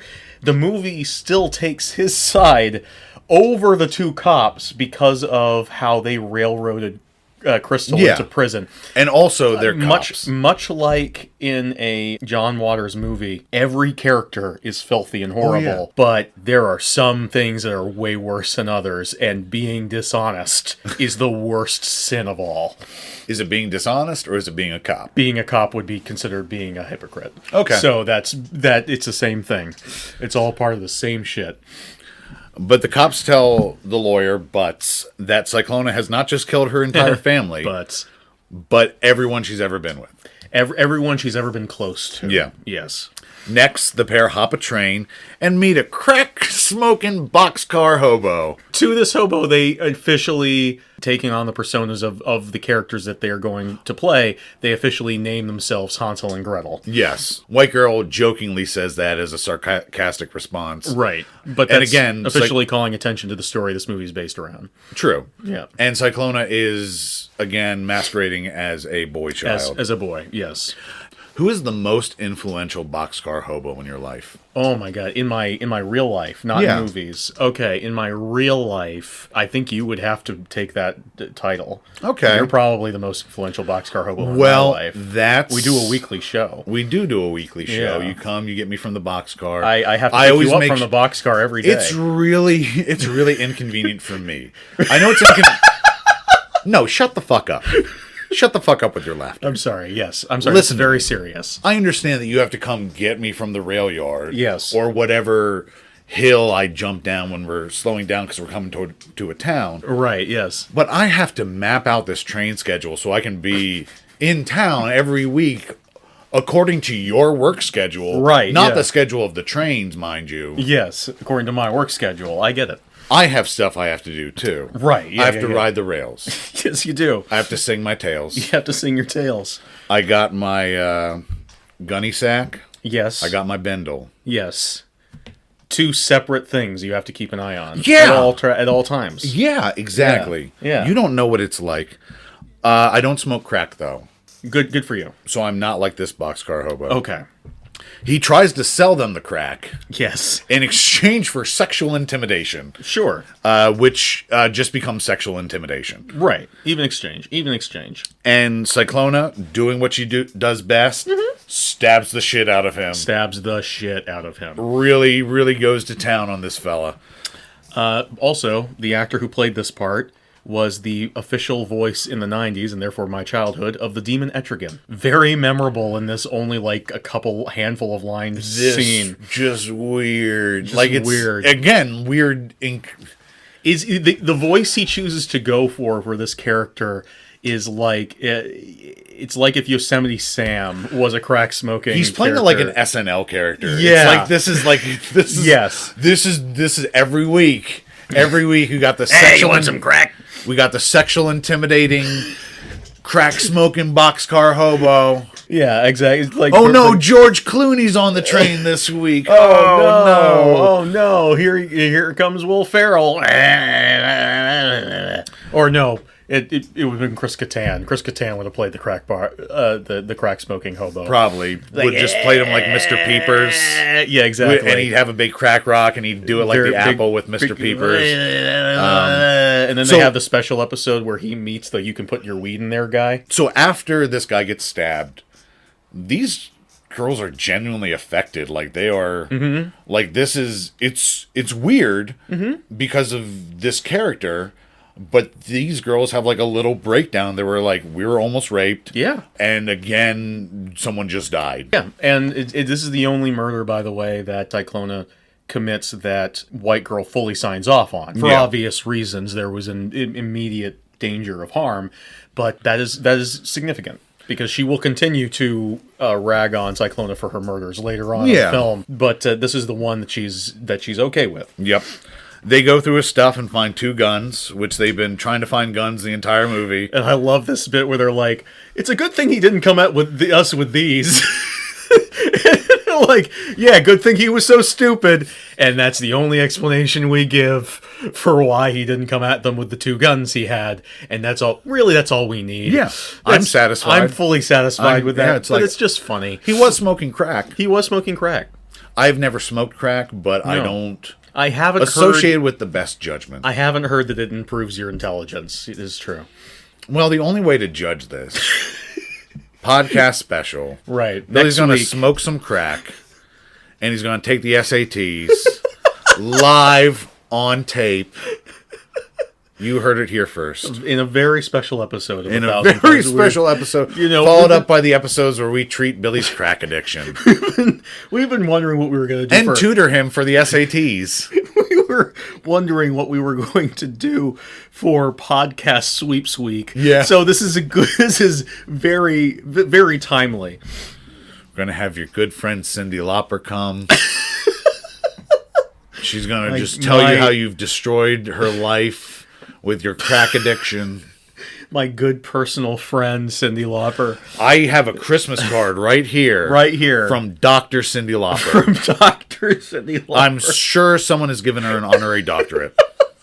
And there's going to be a song sung by your personal friend, David Hasselhoff. Yes. A duet with Kit. Mm-hmm. Who you'll finally get to hear talk to you. Yeah, well, I've heard him talk, not to me. I've watched not the television to you. show. Yeah, you've watched the show. And I've gone like, I did that. I backed that car into that spot. Right, exactly. But then once they also find the big bag of crack that he was trying to sell them, and we get one of the my best, second favorite line in the movie. one of the best lines in cinema history. Oh yes, oh yes, oh yes, indeed. I believe we have some crack cocaine. Performed by Natasha Lyonne, the only actress probably who could ever pull that line off so well. You are not crazy about the acting in this film. But even It's though just it is not super realistic. Well, no, it's not technically. They're not using the Meisner technique. No, really. no. They didn't use the Suzuki method to warm up before. No. But it's good. It's doing what it's supposed to do. It is doing what it's supposed to do. It is getting you where they want you to go. And I will say, like, I wrote some notes in here, and like that's kind of the reason why I mention the acting being a little bit weak. But as we're talking about it, as I'm thinking about the movie in retrospect, there are a lot more moments in these performances that worked for me than didn't. Yeah, it's because... But like when I'm looking for stuff to make notes about, when acting doesn't work is something that's easier to point out in your notes than it is when acting does work. Especially when you're stopping and starting a movie and you're not just... going with the vibe. Right. But I will say, like, I did write that down, like, yes, oh yes, indeed, I believe we have some crack cocaine. It's so good. She has this, Natasha Lyonne, if you've never heard her, has this great husky voice. Mm-hmm. It's so funny. It's great. Later, White Girl is sleeping next to Cyclona, and Cyclona admits that if another man had put his hands on her, she wouldn't have been able to stand it. Yes. The train stops, and Cyclona brutally stabs some sort of rail yard bull. Just to get some soup for a White Girl. Yeah. Yeah, just get a nice little bit of soup. And there is blood on the soup. There's blood on her hands, which White Girl sees. And again, like we said... she gives the excuse he was trying to rape her. Yeah. Which is... We see that scene and no, he was not going to. No. Yeah. And that's not something... I'm crazy about in this film, like lying about the sexual assault, which... There are a couple of things that are legitimately, like, problems. Yeah. I'm not... From a character writing standpoint, I don't have a problem with certain problematic things that the characters do. Like, for instance, White Girl's consistent racism and homophobia. Yeah. I don't necessarily have a problem with that because... That's a character thing. It's a character choice. That your character does not necessarily have to be as pure as the driven snow for me to like them. The things that bother me on a metatextual level about this film, if I were to nitpick, are... Yes, the fact that we have a character who is always lying about rape threats in order to get away with crimes, and which is, problematic for reasons. And the other thing being that, hey, the only not white prisoner at the prison that we had earlier is the one who is consistently shown to be a crazy psychopath killer. Yes. Like the most violent... the most not necessarily sexualized, because again, like the sexualization in this movie is actually fairly minor compared to a lot of exploitation films, but definitely the one that is like shown without her clothes the most. And that is like something I'm sure the filmmakers weren't exactly thinking about. No. They were probably thinking, hey, it would be cool to have this character be not white because that, and have her have history in Mexico so that we can have a reason for them to travel to Mexico. But those are things that if I were to say, hey, that is actually a problem with this movie, instead of just a choice that they're making, those are the things I would pick out. Also, the fact that Vincent Gallo is in it, but we'll get there. Yes. I want to point out something. This episode has a lot of like dead air, so that it'll get chopped down a bit. Yeah, we'll be fine. But we're only halfway through this movie. Are we really? Yes. It feels so like much we're shit over halfway. Happens. Yeah. So much shit happens, and then it gets slower in the back half. Yes. But it still feels quick. Like, this is a 90 or 97-minute movie. Honestly, I felt like the back half felt way quicker than the first half for me. I find it all a pretty watchable experience, but it does. I will say that this is around this time is when I checked the run time, because I felt like I'd only been watching it for 20 minutes. Yeah, and I was like, that's how what I'm much saying. longer is this going? And then I realized, oh, I'm over halfway through. So much shit has happened, and in such a short amount of time, and it's all been goddamn ludicrous. I wrote down a note at this point, had nothing to do with the plot, but I was looking up behind the scenes stuff while watching the movie. Another producer on this film, famous exploitation maestro, Charles Band. Oh, yeah? He was one of the producers of the film, so the film was partially released through Full Moon Entertainment. And I wrote down that surprises me, because there are no weird horror puppets in this movie, which he usually insists on putting in the films he's attached to. You know what Charles Band does? What? He makes Charles dance. What? Actor Charles Dance. Oh, okay. Because he dances to the music of the band. Oh, okay. It's really clever. Like, it's an Oscar Wilde thing. That's why you didn't get it. That's why I didn't get it, because of all the paint I've been huffing. It was so fucking pithy. Because of all the paint I've been huffing, I don't appreciate the Oscar Wildness of your jokes. You're the Oscar Wildest. Before Oscar Wilde thing, you make my Oscar heart sing. You make Oscar everything groovy. Before we started recording, you took a long hit of paint. And you looked me dead in the eye, and you said, "What the fuck is the picture of Dorian Gray?" Those are my exact words. Yeah. As I just went, "What the fuck is the picture of Dorian Gray?" Yeah, I was like, I don't... It's like, I don't have time for your bullshit right now, Billy. Cyndi Lauper's going to be here any minute. She's already angry at you. She bought me no presents this year. Yeah. But next we see the pairs have been... Here's the thing in this movie is it's not especially great about establishing passage of time. No. But in any other movie, it would bother the fuck out of me. Here, I'm just like... It didn't bother me at all. Oh, okay. They've clearly been on the rails a while. On the rails for a while. They do that thing where they keep cutting within what appears to be the same shot to show you that a lot of time is passing. But they're out of food, and they have nothing to drink but whiskey. And Cyclona hates the taste of whiskey. At she this says point, it feels like someone shit in her mouth, she says. And this is so fucked up and hilarious and sad and fucked up, and I love it. Like, it's just, you're not a drinker. No, so you don't... But I have experienced the waking up in the morning after being really hammered feeling. Gotcha. And it does feel like someone shat in your mouth. And also, you've tasted whiskey. Oh, yes, I have. And you know it's not exactly a thirst-quenching drink. No, not even remotely. They should make a sport whiskey with electrolytes. The train stops and White Girl wants to get off, but Cy doesn't, saying she had a vision of Sister Gomez telling her they need to stay on the train. Yes. She's worried they won't be able to find their way back. So in one of the more overt Hansel and Gretel references, White Girl leaves a trail of crack rocks. Oh my God. Going from the train. Another great line. Which is so funny. It's fucking hilarious. It's practically so a Mel fucking funny. Brooks joke. Practically, yes. It's so silly. Another great line. Those rocks are worth money. We could have sold them to some kids. Says Cyclona. Again, perfect John Waters. Like I keep hammering on it. That's a Dimension 20 joke, is what that is. There's not a lot that gives me the feels that Female Trouble does. Yeah. Love Female Trouble. Female Trouble is a very singular experience. So anything like just that vibe is so nice to find in another piece of media, especially from the cursed 90s. Right after we get over my addiction to crack cocaine, we're going to have another very special episode where we deal with how the 90s hurt Brad, apparently.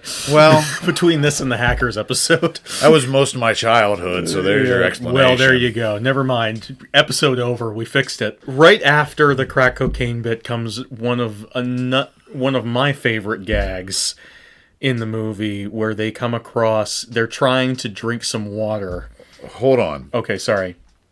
White girl, in response to Cyclone saying, hey, we should sell these drugs, white girl's like, no, I prefer robbing tricks. Sure, fair enough. Fair enough. That's her preference. But yes, they try to Cyclone find some water. Yes. And they try and drink some of it. But then they're like, oh no, I think this water is bad. And they look over and see the fakest dead dog I've ever seen in my life. It literally looks like they grabbed a stuffed animal from a local library or something. It looks like the dog from Chris Elliott's brilliant FDR one-man show. And it's just lying there like, oh no, the water isn't good. Because the dog drank it and he's dead. And then they're like, oh, don't worry, we'll drink more of the whiskey. That'll get rid of it. That'll kill the germs. That'll kill the germs. And it's just, it's like again, the 1, 2, 3 punch of just utter and absolute absurdity. It's so fucking funny. And again, the tragic wrinkle of all this, I know this wasn't on your mind while you were watching it, but these are children. Yeah. Ostensibly, again, for the purposes of the story. These are children, even if they're 18 or whatever. Right. Still fucking children. Still children. Technically an adult. I'm going to say 18, you're still a child. I agree with that. Yeah. So they try to go back. I think you're probably still a child when you're 20. I went to college, and I was in college when I was 20, and I remember the things that I was thinking and saying at the time. I was definitely an idiot. Well, let me tell you, brother, that never stops. You're gonna just progress one year to another and be like, "Holy shit, I used to be a piece of shit." Right? That's absolutely continued. But the thoughts I had when I was 20 were particularly dumb kid thoughts as opposed to dumb adult thoughts. You're like looking under the bed for monsters. Yeah. Wanting to eat candy all day. Exactly. Absolutely. Yeah, believing in both sidesisms. So they try to go back to the train to follow the trail of the crack rocks. Yes. But the crack rocks are gone. Yes. Because they have been stolen by two men who appear to be dressed as like Victorian boogeymen. They look like Spring-Heeled Jack, and they're just collecting all these crack rocks. Right. And it's just this throwaway joke that's so fucking funny. It's so like fucking weird. Yeah, no, that would happen, of course. Yeah, of course. This is logical. This makes sense. Someone would take those crack rocks. Especially at a rail yard. Yes. Where I assume there's a lot of transients. Of course. That if movies have taught me anything, lots of transients around the rail yards. You ever listen to hobo songs? They're like whale songs, like booze. No, I've never listened to. Smokes. Went through a brief phase where I listened to hobo songs, like actual right, yeah, hobo and union songs. Oh, okay. Now we're talking about real things again. Okay. Yeah. I mean, I get it. There's a great song called "Hallelujah, I'm a Bum." Is that real? Yeah. Wow, that sounds amazing. That's a catchy one. Okay. Cyclone is freaking out, and she makes White Girl swear that White Girl will kill her before they let her take Cyclone in. Yes, before the cops can get her, she has to kill Cyclona. And as if on cue, they are found by the Border Patrol, because they're right near the border to Mexico. Yes. 2 of the border cops get out, and White Girl pulls their drifter gun on them and commands Cy to take their guns, which Cy takes one of their guns and demands the cop give her his backup, which he claims he doesn't have. Yes. And she wastes both of them. Yes. In a really brutal cop killing. Oh, absolutely. Just completely decimates them, which leads White Girl to grab a big tree branch and beat the shit out of her. White Girl has had enough. Yes. She has...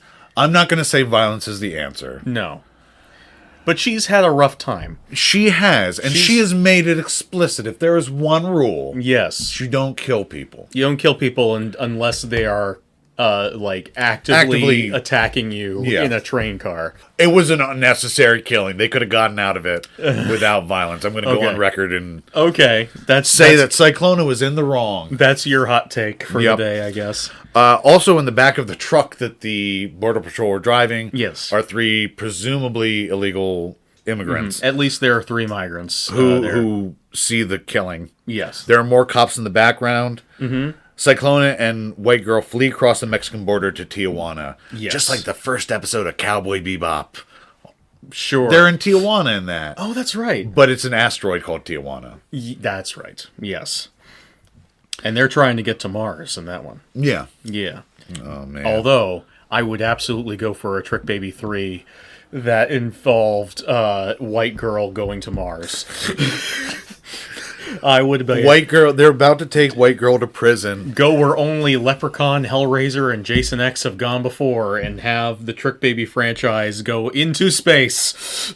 Well, the ideal movie would be Confessions of a Trickbaby meets up with the first Freeway. Exactly. And Reese Witherspoon and Natasha Lyonne. Reese Witherspoon and Natasha Lyonne as just like going to space. Perfect bad girl duo. Yeah. Okay, they're about to be taken to jail. Yes. And the only means of escape is onto a space shuttle. Right, yeah, because the space shuttle just happens to be right next door to the prison. Yeah. Yeah. They use it's all part of the systemic corruption. They've been using prison labor to build their rockets.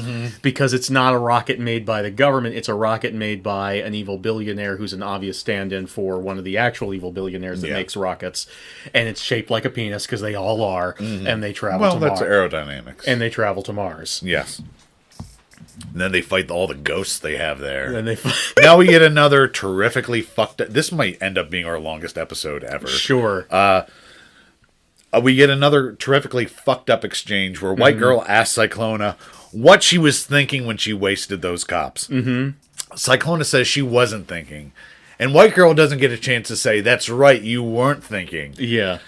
Well, that's actually not how that goes, I guess. But... Whatever. Cy says she wasn't thinking, she was coming. She must have got off like 5 or 6 times. Oh, God. Which ties back to the scene where we found her half naked with the dead bodies. Yeah.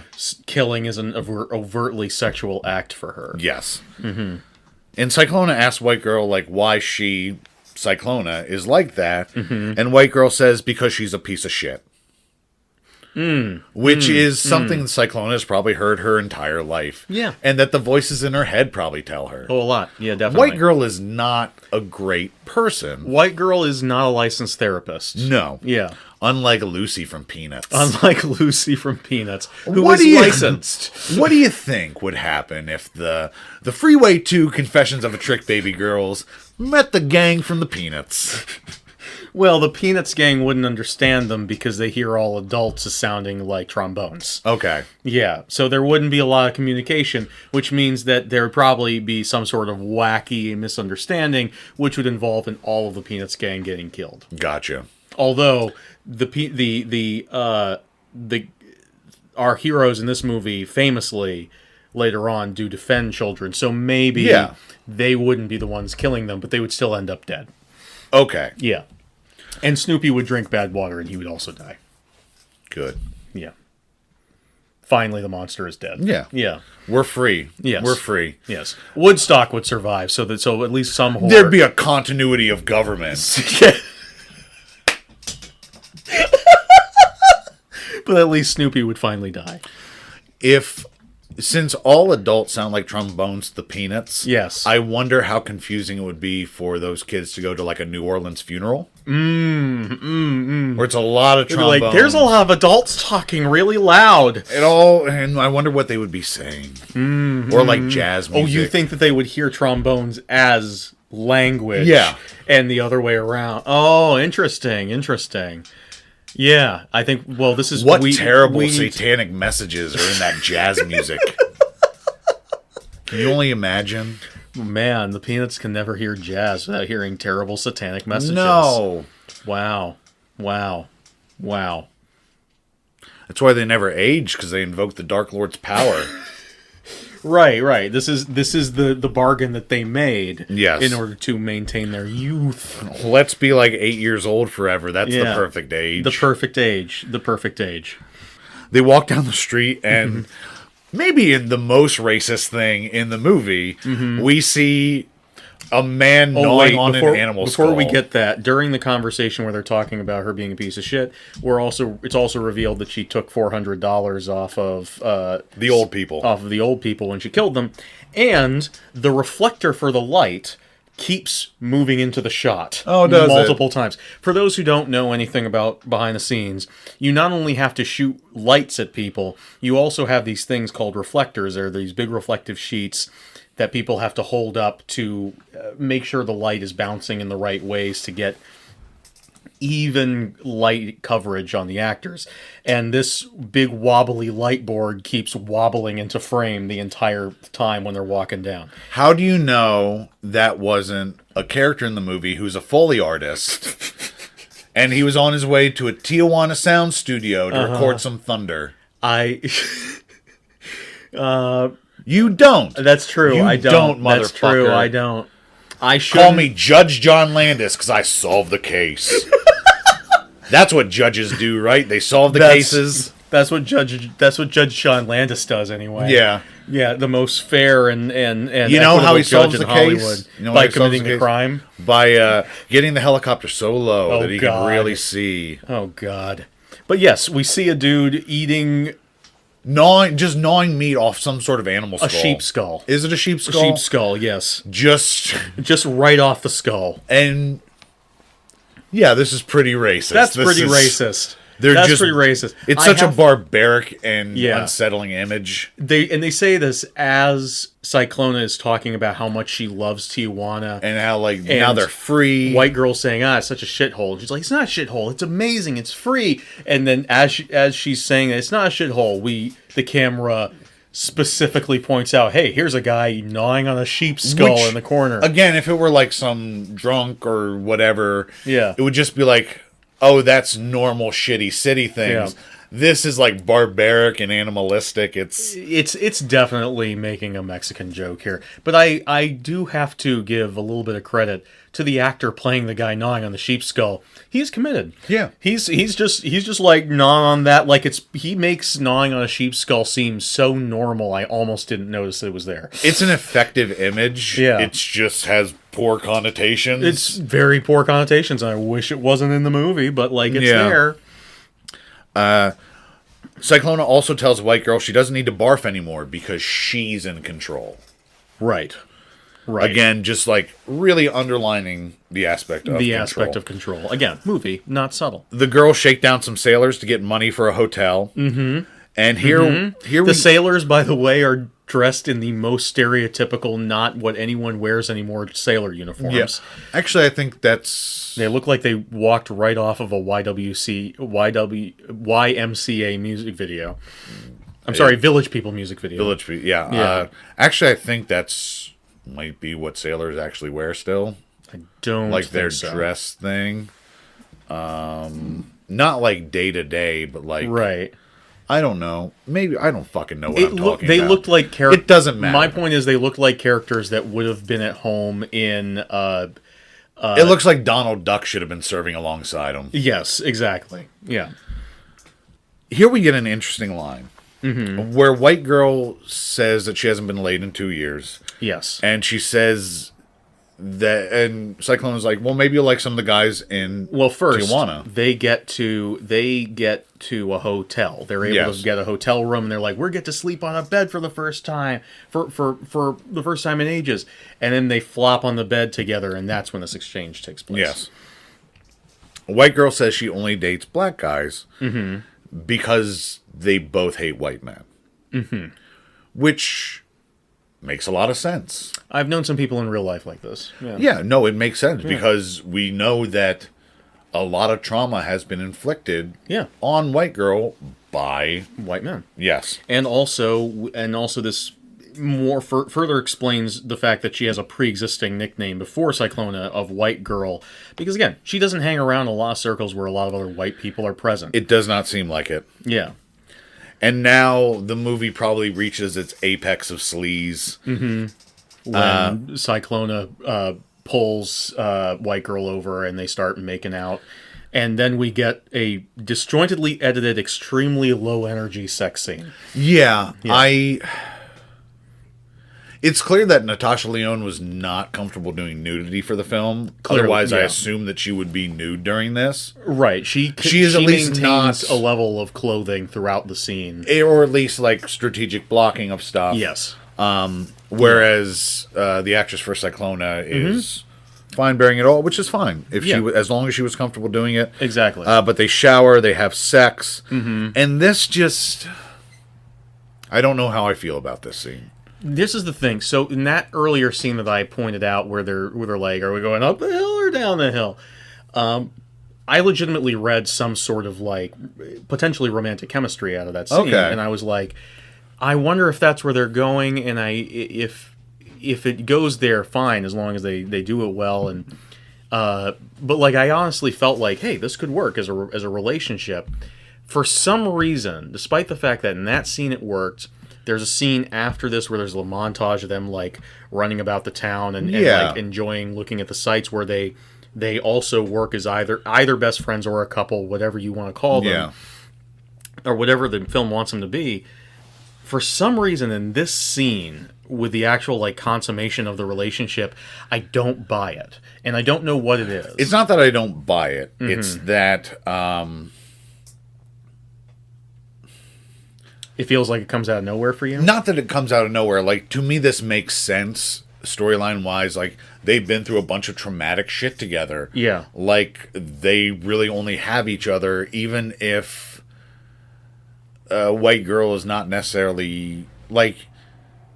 White Girl has been resistant to this the entire time. Yeah. Maybe now, just after the bonding, after the closeness, like she wants to be closer.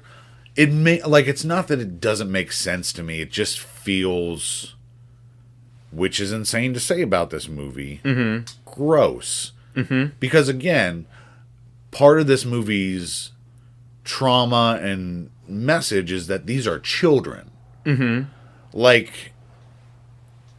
And again, when I was watching the movie, I didn't get that because again, they don't come off as kids. No, and I completely forgot that they were supposed to be kids. But that is what the movie is attempting to convey. Yeah.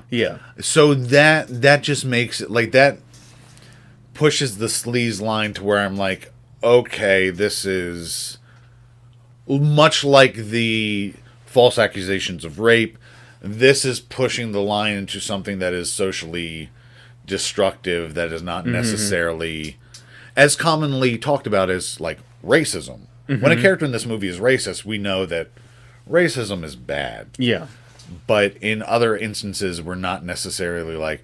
It more propagates this false belief where it's like, yeah, a lot of women do report false rapes. And it's yeah.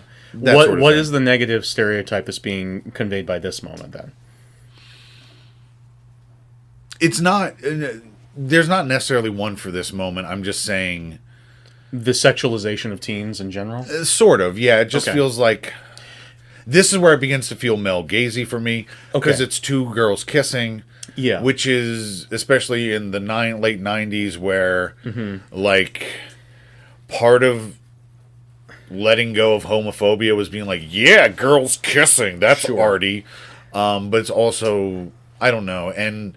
It does get a little, like, for whatever reason, I don't know why, but in a movie, if I see a character suck a woman's nipple, I'm like, this is incredibly graphic. For whatever reason, that is the line. Sure. Where it's like, a lot of movies have nudity. Yeah. Not everyone has like an actual sexual act like that. Yes. Which does happen briefly in this film. So I'm like, okay, again, she is supposed to be a juvenile. And it's like, I didn't feel like, even in this moment, that the camera was like a very male gazy camera. Again, like their bodies are not being really ogled.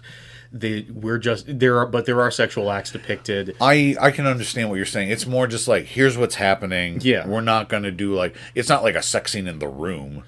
Right. Yeah, it's not like a sex scene in the room. It's not like a sex scene in, although in this case, the porniness of the way that this scene is shot is intentional and helps the movie. It's not like the sex scene in Spaceballs. Mulholland Drive. Okay. Which is like really, like the camera is very lovingly showing their bodies and everything like that. Very steamy. Very steamy.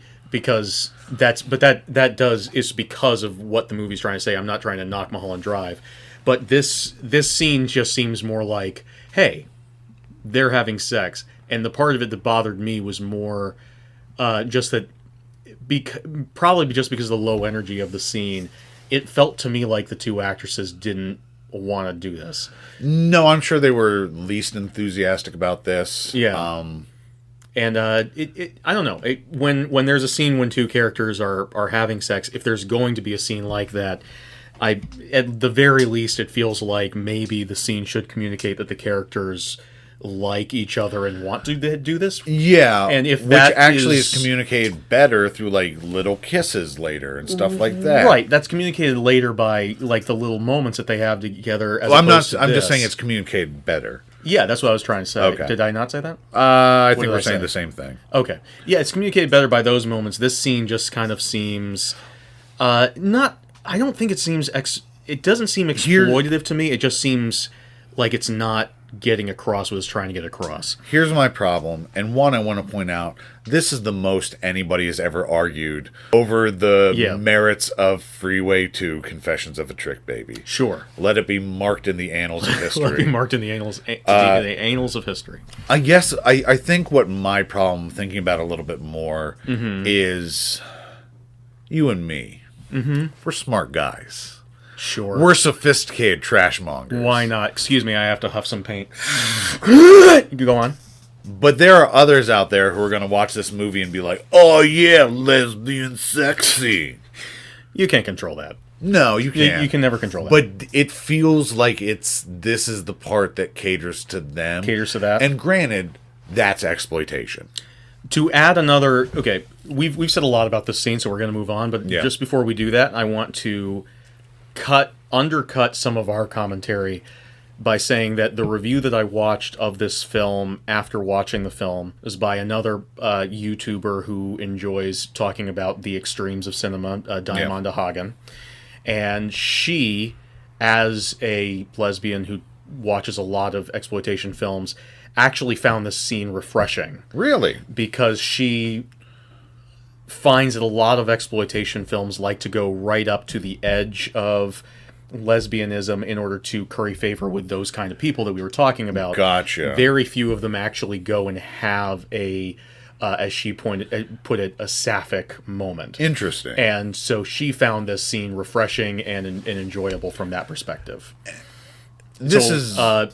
just because we are two, again, privileged Cicero, a hetero-cis men, casting judgment on this scene, I thought it might be nice to bring up a perspective from someone who is very much not us. Sure, that's always great, but something we have to remember is that no group is a hegemony. Yeah, no. Diamanda Hagen does not speak for everyone. No, and which is why I never want to be like...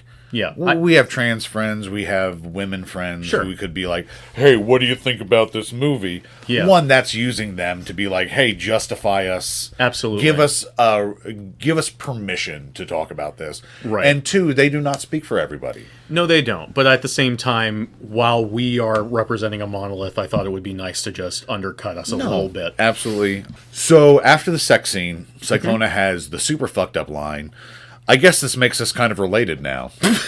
White girl says she used to have the vibrating bed magic fingers things in her bed when she was a child. Yes. Which is another insane, fucked up Just thing. insane. Just insane. Meanwhile... I will say, we'll get more information about Cyclona's backstory going forward. We never fully get a picture of White Girl. So again... That's why it's ripe for a sequel. It's ripe for a sequel, and it has to happen in space. It has to. Oh, I was trying to do a Marvel deep pull, but I couldn't think of a good one. No, I think she's the right character to interact with Pip the Troll now that he's part of the MCU. Absolutely. Oh, man, imagine those... Oh. Having Pip the Troll and the... The original Infinity Watch. Pip the Troll. Mm-hmm. Adam Warlock. Right. White Girl. White Girl. I will say... Flash Thompson. The Marvel Comics 80s tie-in comic...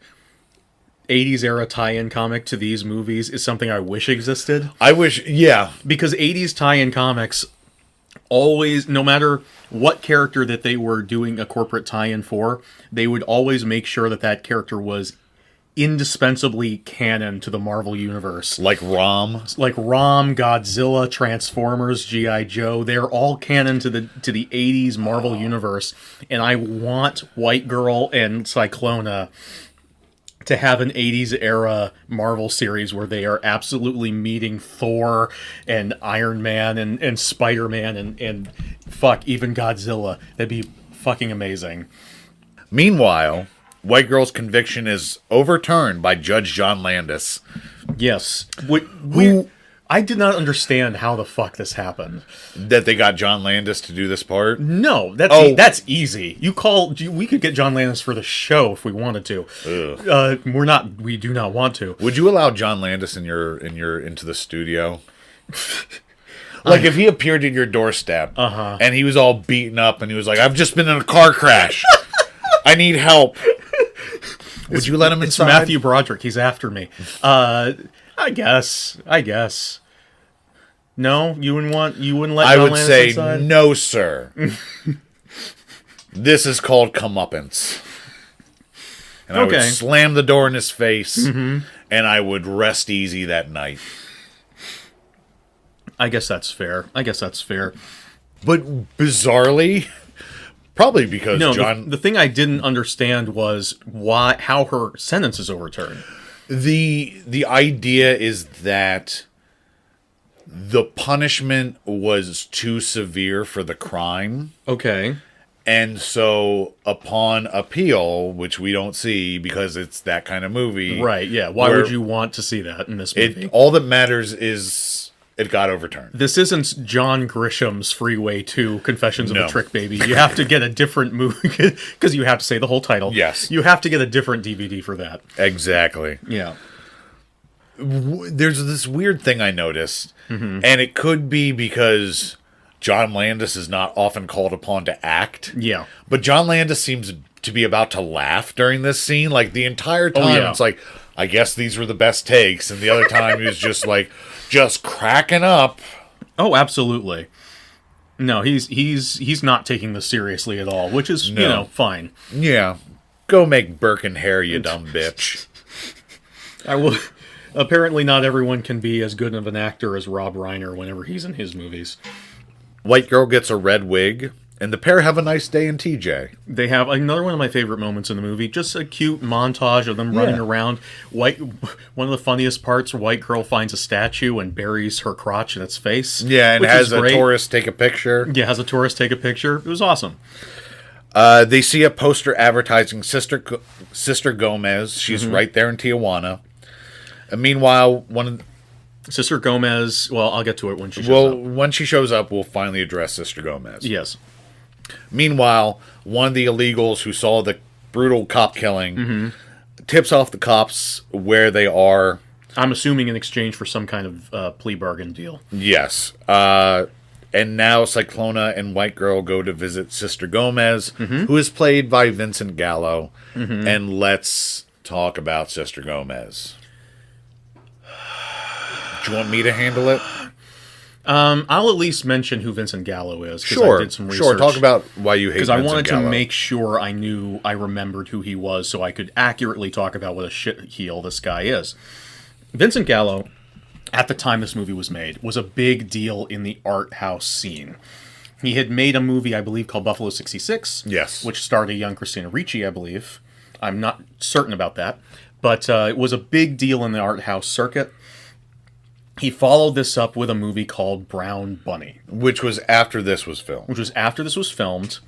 But Brown Bunny is another movie that follows basically the same arc as Buffalo 66. Okay. But features essentially a lot of handheld footage of Vincent Gallo just kind of wandering around, driving about, doing nothing. And then at the end, he gets an unsimulated blowjob. Right, I remember hearing about this. The real actress who was in the movie. The blowjob serves no plot relevant anything to the movie, and has been uploaded free of the movie it's from onto a lot of porn sites out there. But that's nothing really, because a lot of sex scenes from movies are done that people do that with. The thing that's really irritating to me about this, because we've mentioned other movies that have unsimulated sex in them before, Yes. is how exploitative it is, how completely unnecessary to the movie it was, how he used that scene as advertising for the film. Yeah. Despite how many cuts the movie went through, never removed it from there. The fact that Vincent Gallo in real life is a eugenicist, Is he? a Trump supporter, anti-Semite, racist, conservative, Getting a little worried. utter piece of Nazi shit, who does not deserve to breathe air. And I every time he was in this movie, no matter what the content of the scene was, and honestly, even without his presence, Sister Gomez is a problem. But If it were any other actor, Yeah. or maybe even actress, it's hard to say. It's hard to say, but Vincent Gallo on his own, being in this movie, I found more offensive than any of the actual things that he put in this movie to offend me. It was more offensive than having John Landis there. It was more offensive to me than having John Landis there. The man who is responsible for at least 3 deaths. Right. And God knows how many Americans he turned into werewolves. Exactly. Just to make a horror film. Or women he turned into deer. But yeah, so I am just... I don't like Vincent Gallo. Okay. Yeah, but let's talk about the character he played in the movie. No, we're going to front load this. We talked about this before. Sister Gomez is later revealed to be... White girl calls her a man. There's a gigantic fake penis coming out from under their dress. Yes, we're going to refer to them as a they. Yes. We discussed this last night. Where This we made is... this decision. Again, since Billy and I are cishet men, Yes. this is not our place to make a ruling. No. And again, I have trans friends, you have trans friends. I could go to one of them and be like, hey, is this offensive? That's a cop-out. That is not... We're not or gonna not do even that. offensive. Is this... Are they an actual trans person? Right. Like, it's the Silence of the Lambs thing is... It's the... I would say it's more... The connection I was more drawing because of the comedic nature of this film Ace and Ventura. Ace Ventura. A movie that I have unironically loved most of my life. Yeah. But is a big problem. Yeah, it is. It is not. It's, and this is a plot device that has been used in film for a long time. We just mentioned Just a whole handful of very respected movies. Yeah, so it's. We're going to refer to Sister Gomez as a they. Mm-hmm. And The movie does not give the character a chance to identify what they would like to be referred to as. Yeah, there's that, and it's also like, yeah. We're just going to call them a they. Mm-hmm. This is the worst aspect of the movie. I would agree. But also, terribly, it freezes an Amber along with a lot of other movies, Ace Ventura, Yes. Beyond the Valley of the Dolls, Oh, where yes. it's like transphobia and the idea of A trans person being an inherently bad and psychotic, sick and psychotic thing about a person, to have like when the potentially trans element is introduced into the film, is introduced after a whole bunch of other crazy shit is introduced, and it's basically supposed to be like if you didn't think she was fucked up or they were fucked up before, wait till you hear this kind of thing. And I'm not defending the choices in this film. Mm-hmm. I'm just giving this context as someone who lived through the 90s and lived through the Clinton era, and as fucked up and as terrible as it is, we thought of this sort of thing as just like, oh, those wacky and crazy cross-dressers, which is not okay. No, but it's just... it's the like Mark Twain mindset using of the time. Yeah, it's like Mark Twain using the N-word, except this is not a classic of literature. This is a direct-to-video exploitation film. So that is the deal with Sister Gomez.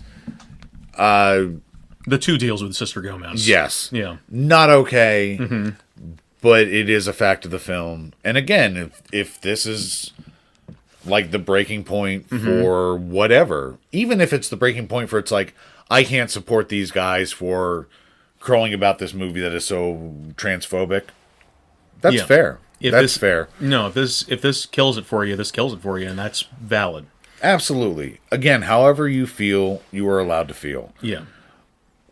Now, let's be less uncomfortable by making fun of a disabled person. Yes. There's a hunchback. There's a funny hunchback. Yeah, I don't know. I was wondering while I was watching this, like, is the term hunchback okay? I don't know. I feel like it's probably not. Probably not. I feel like there's probably some medical terminology. Probably. I got around it by describing him as a man with a severe hunch. He's got a severe hunch. He's made to look like Quasimodo. He's got the one eye closed. Yes. He's got the same like shaggy haircut that Lon Actually- Chaney Sr. famously had in that silent movie version. Actually, I'm sorry. This is the role Max Perlich plays, is Flacco. Oh, okay. Not the other guy. No. Okay. Yeah, Max Perlich comes in and he's playing a man with severe hunch. Hold on. He's playing a Richard III. We're reminded that Sister Gomez used to call Cyclona her little movie star. Sister Gomez looks at White Girl and says she has a hungry demon inside her, like Constantine Volume 1. Ooh, reference. Yeah. Yeah. And Cyclona has a bloodthirsty, angry demon. Yes. Which would you rather have? Which the would I rather hungry have? demon or the bloodthirsty, angry demon? I feel like I prefer to have the hungry demon because I'm not as into the murder, but I already eat constantly. Yeah. So I feel like the hungry demon would be less of a lifestyle adjustment for me. What would you eat? Like, dream meal for your hungry demon. Ooh, man. Dream meal for my hungry demon? Well, I'm having a hard time now not thinking about the giant pig that she eats in a bit. Yeah, she does eat a big old pig. And it does look delicious, so I think I would want to Does it? Yeah. Are you wanted to eat that piggy? I did not, but like the idea, I didn't really. But Just the idea of a big roast pig is all I can think about right now. For some I've had reason. one, and it was like had some delicious stuffing inside of it. Awesome. Great shit. Great shit. So I think I chose well. Yep. So I have a hungry demon out in the trunk of my car. Oh, really? Yeah. Like Mr. Blonde's cop in Reservoir Dogs. Right. Yeah. Yeah, just for funsies. He's credited in the credits as Mr. Blonde's cop. Yeah. Yeah. It's all one word, Mr. Blonde's cop. Mr. Blonde's cop, yeah. I was just thinking... Mr. Blonde's cop from Getaven. In case you were wondering if Sister Gomez is a good person or is the famous witch from the end of Hansel and Gretel, the film shows you that there is a candy house on her table, just in case you didn't understand. Candy house is Maine speak for gingerbread house. Yes, there's a candy house. But yeah, and she says that the way that they have to treat them is that they have to isolate and imprison Cyclona. Yes, and they she must be kept in bondage. In bondage. They use that exact word. That exact word. And that they have and she will suffer greatly. Yes. And that they have to feed and feed and feed and feed and feed and feed White Girl until the demon is just fed enough that it will pop out of her tummy and they can pull it out. That's science. That's science. The miracles of modern medicine. And feed a demon, starve a fever. That's what they say. That's what they say. And in the most overt reference to them being children since Cyclona said, "You won't tell anybody I pissed myself, will you?" They believe her and just go along with what she says. Yeah. Well, really, what other option do they have? Actually, going anywhere else. Going anywhere else. Robbing Trick seems to be going pretty well. Seems to be going pretty well. They consistently continue to do that.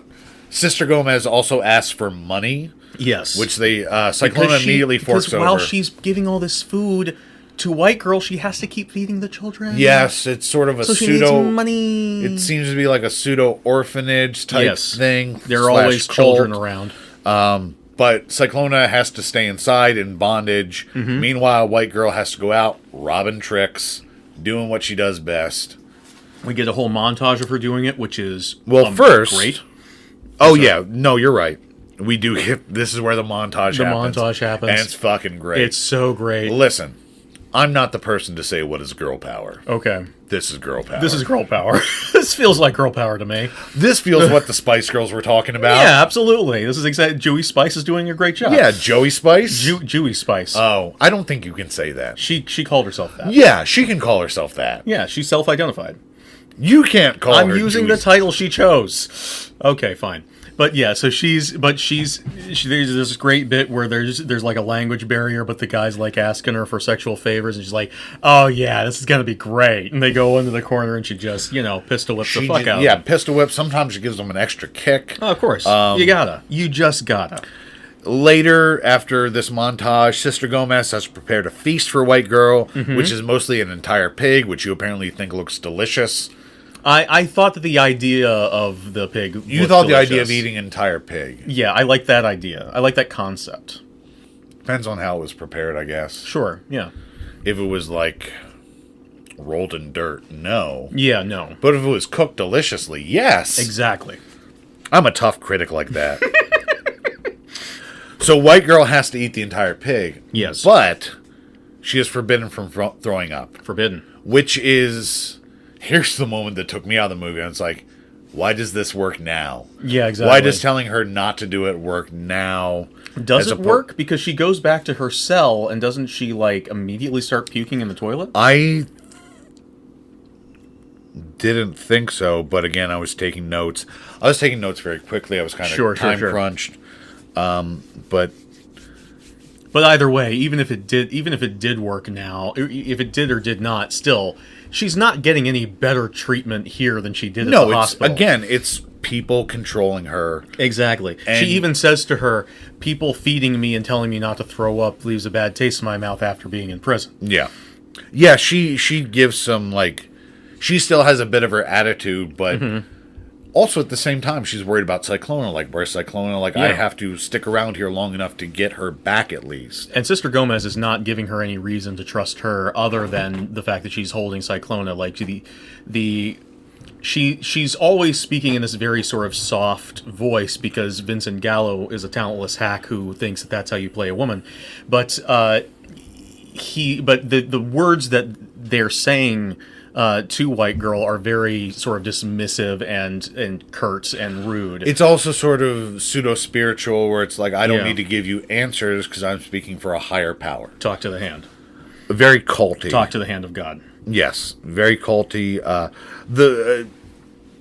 Like you said, Sister Gomez wants her to gain weight. Around this time, I found out, I looked on, I think, IMDb Trivia, which is not the best source of information, but there's not a lot of information about this film. Not a lot. Apparently, famous sexploitation director Doris Wishman was originally set to direct this film. Interesting. I've not seen any of Doris Wishman's work. No. I'm curious. I've been hearing her name more and more as I've been delving more into exploitation. Yeah. So I'm curious to see it. Yeah, I'd just be interested to see a sexploitation film made by a woman as opposed to the ones that I've mostly heard about, who are mostly men. Yeah. I know that she directed a film called, I believe, Deadly Weapons, which John Waters name drops, I believe, in his book Crackpot, which stars a woman named Chesty Morgan, and she has large bosoms that she uses to kill people. Right. Deadly weapons. Deadly weapons. Right. When Sister Gomez gives a little sermon, oddly, there are a lot of children around, and also a lot of fully grown men. Yes. Were alarm bells ringing now? Like, was anything going off in your head? Alarm bells were ringing the minute they showed the candy house. The problem was, as I wrote down, the minute Vincent Gallo showed up, and every time Vincent Gallo showed up, it made me not care. Gotcha. I was so angry just to see his face that I was like, I don't want any part of what you're selling. That's fine. Because that's what we're talking about. It's like, his presence in the film kind of ruined it for me. Like, and again, the minute he was gone and it was just a montage of Natasha Lyonne beating up Tricks, wow, the movie was back, like, immediately. But then he would come back on, and I was just, I understand. Yeah. And again, however you feel is valid. Exactly. But so the cops have found White Girl, and they follow her to Sister Gomez's hideout, compound, whatever. White Girl asks where all the kids went. Yes. Because they have all gone. Yes. And Sister Gomez says, "No more little mice." White Girl finds blood on her hands when she sits down to eat. Yes. And gets suspicious. A little suspicious about this. She goes downstairs, and she hears whimpering, and she finds entrails on the stairs. This movie has a lot of turns. This movie has a lot of turns where it's like, we're gonna pivot to something different, fucked up. This is definitely the biggest pivot of the movie. Where it just kind of like, it's been a certain level of exploitation for most of the film. We are approaching the climax, and they're about to crank that meter. But again, it doesn't feel like it comes out of nowhere. It doesn't feel alien to the movie. Again, like the minute I first heard Little Movie Star, alarm bells were ringing. So I was prepared for some dark shit like this. Yeah. But this doesn't feel, where a lot of exploitation is meant to titillate. Yes. This does not feel lurid. This No. just feels like, oh yeah, this is a terrible thing that's happening. Yes. And now our, for lack of a better word, heroine, White Girl, is going to save the day and end this injustice. Yes. Like, harm has been inflicted on her. She will protect others from harm. Yeah, this movie is less about the titillation aspect of exploitation. It is more about the shock aspect of, of exploitation. It's the bad taste. It's the, like, I can't believe they're doing that. Yeah. Exactly. So the basement is this concrete hellscape, like out of Jacob's Ladder. It's lined very with much out of Jacob's Ladder. Yeah, there are ragged children on the sides of the walls. Yes, there are chains, a bed, a movie camera. The kids are just standing there without any kind of restraints, and just continue to stand there until White Girl tells them to vamonos. Yeah, and then they get out of there. And also a flying saucer-shaped lamp, which Cyclona mentioned earlier was part of her visions, that she saw a flying saucer. There's a video camera right there and everything. White Girl finds Cyclona in literal bondage. She has a leather mask on. She is being suspended from the ceiling. She is naked. This was surprising to me because I assumed, even before this turn happened, that Cyclona had been made into the pig that she ate earlier, because she kept saying during that scene, "Where is Cyclona? Where is Cyclona?" And then she ate the pig. I was like, "Oh, Cyclona was the pig." I was wrong, but you were wrong. But that is, I wasn't too far off, but I was wrong. And this is a fucking image and a half of this poor girl. Yep. Suspended from the ceiling in this sort of leather swing. White Girl frees her. Cyclona tells White Girl that Sister Gomez is a cannibal and has been eating the children. Yes. And was fattening up White Girl to eat. And made the children into the tamales that she was going to eat a moment ago. Yes. And she was going to make... I wrote, and she also on top of that, makes Cyclona. Makes sexual films starring the children. Yes. Including Cyclona when she was a child And in this area. And I wrote down, Vincent Gallo is an evil pervert. Also, the character he's playing eats and in fact, fucks kids. Yeah. It's hard to get more fucked up than making child pornography. Hard to get more fucked up than this. Eating children. Yeah. But Sister Gomez has also been showing Cyclona old videos of her being molested. Of herself being molested. Which I think this might be one of the more fucked up things I've ever heard in a movie. I think it might be the most fucked up thing. Yeah. Like, I'm having a hard time thinking of any other movie that would top it. Holocaust, Schindler's List. I haven't seen the Schindler's List. You know about the Holocaust? I do know about it. Pretty bad thing. It is a pretty bad thing. Yeah. I heard about it from the movie The Great Dictator. Oh! Yes. With Sacha Baron Cohen, the dictator. Sure. That's what I'm talking about.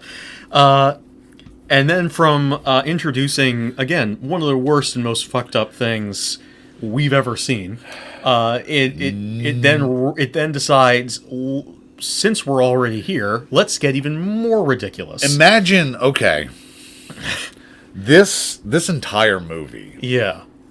I was about to say, here it goes off the rails, but the entire movie has been off the rails. It's like a train goes off the rails and just happens to get onto the rails of another track, and then just keeps jumping rails successively. It's the most acrobatic train ride you'll ever have. But now, our old buddy Flacco comes down the stairs, and he is fucking Torgo from Manos the Hands of Fate. He's literally... He has fucking goat legs. He's a satyr. This has to be an overt reference. This has to be. It is. He comes in. He's a satyr. We saw him earlier attempting to molest White Girl when she was asleep. We kind of skipped over that, but he comes in as a satyr. Satyrs, famously horny, mythical creatures, and it's complete with the fact that a lot of the early part of this movie was driving scenes, and now they've gone to a weird place with a person who loves women and has a goat man for an assistant, and is also leading a cult. This is now an unofficial remake of Manos: The Hands of Fate, and I'm here for it. Yeah, I'm here for it. But White Girl blasts him away. Yes, and in a very disturbing bit of audio design, like as Flacco is screaming, like there are human screams in there, but it's also modulated to sound like a goat. Yes, and Flacco does not die easy. The movie has introduced a really dark, fucked up element just a minute ago, and it has decided, in order to combat this, it is now going to go even farther into the cartoon universe than it previously had by introducing a whole bunch of supernatural shit right at the tail end of this film. Upstairs, we see Sister Gomez, and here's the transphobic content we were talking about. Yes. Sister Gomez has their dick out for Harambe. Gigantic. It would be hilarious in any other context. Gigantic, horrifically fake-looking penis coming out from under their dress. Yes. White girl proclaims herself a minister of death. It's just, I'm a minister of fucking death. And wonderful. I just wish someone had told...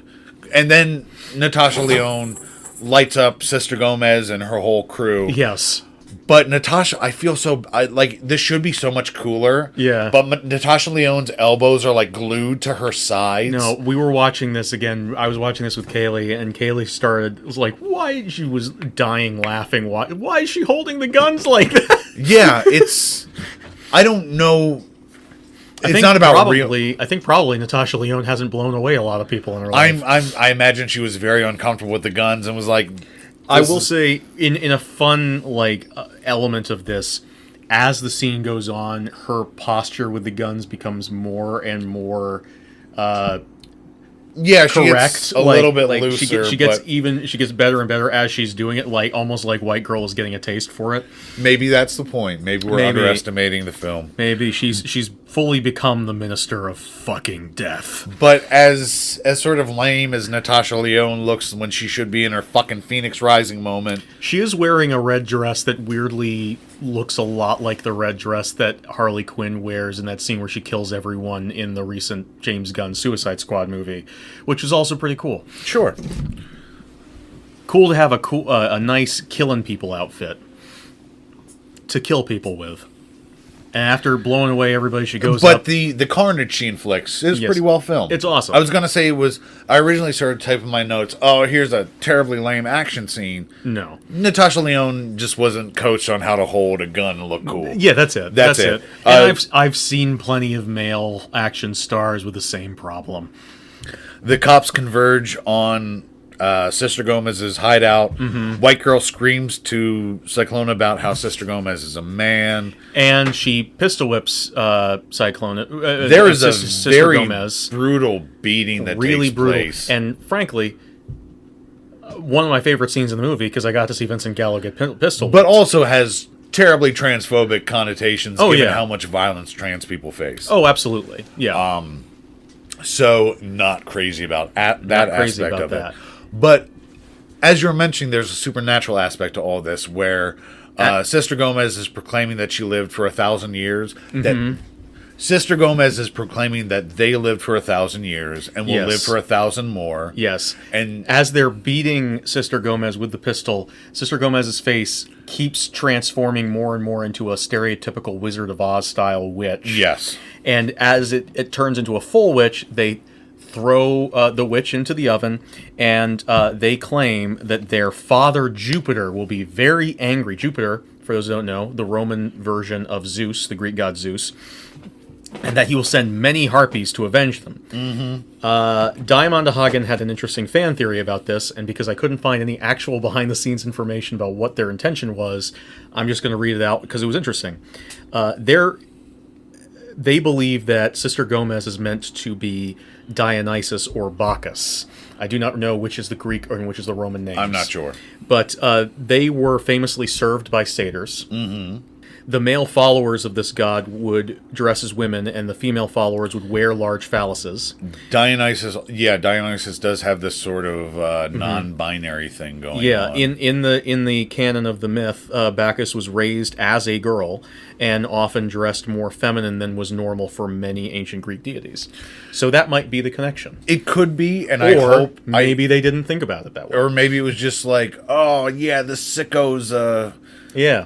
I hope it is as literate as that. It still does That not would come be cool. across well. It still plays very poorly. There's some sort of mythological shit going on in this movie between that and the earlier reference to the Valkyries. I can't get my head around what they were trying to do or say, if they were trying to do or say anything. I don't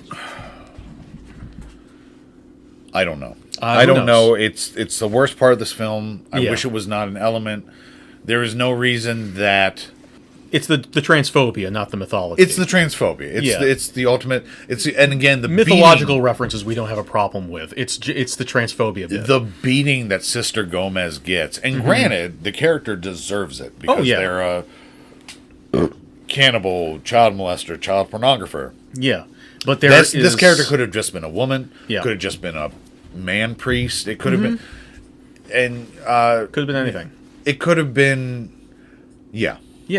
But they decide to add that element, which immediately takes away from the enjoyment of what should have been the comeuppance of a villain. And I'm sure if I watched this in 1999, I would be unfazed. But now I know better. Right. But the cops are outside the door. They turn up the oven. They burn Sister Gomez to death, and Natasha Lyonne wins her action movie hero accolades by saying, "Roast in peace." Perfect. The cops are outside the door. We get another great exchange between White Girl and Cyclona. Mm-hmm. You were right to kill your family, Cyclona. No one ever told me that before. One last thing. Very cool to watch Vincent Gallo get killed by a Jewish woman who was identified in the film as a rape victim, since he thinks that rape victims are making it up and he hates the Jews. Okay. Yeah. Cool. But she tells Cyclona, you weren't making it up and you were right to kill your family. Yeah. And Cyclona says that's the first time anyone's ever told me that. No one's ever told me that before. And and the movie has set up this scene so well that these lines that should be hilarious are actually very heartfelt and emotional. Yeah. At the end of this. Cyclona pleads with White Girl to kill her before the cops take her. because again, like her murder spree has been reported on the news. The cops know about it. They know that White Girl was most likely not involved, but Cyclona is not going to fare well if she gets taken in. And she makes the last mythological reference that the film makes, where she says that when she comes back, she'll come back with wings and claws. Yes. Not sure what exactly that's a reference to, but they just mentioned harpies, so I'm thinking maybe that has something to do with it. Either way, she's going to be... It's odd and sort of beautiful. That's like, I'm not going to come back as something... I'm going to come back as something that can attack. Yeah. As well as like soar and something be free. That is free and also defended. Yes. Yeah. White Girl kills her, and it's a pretty gnarly aftermath. The cops bust in.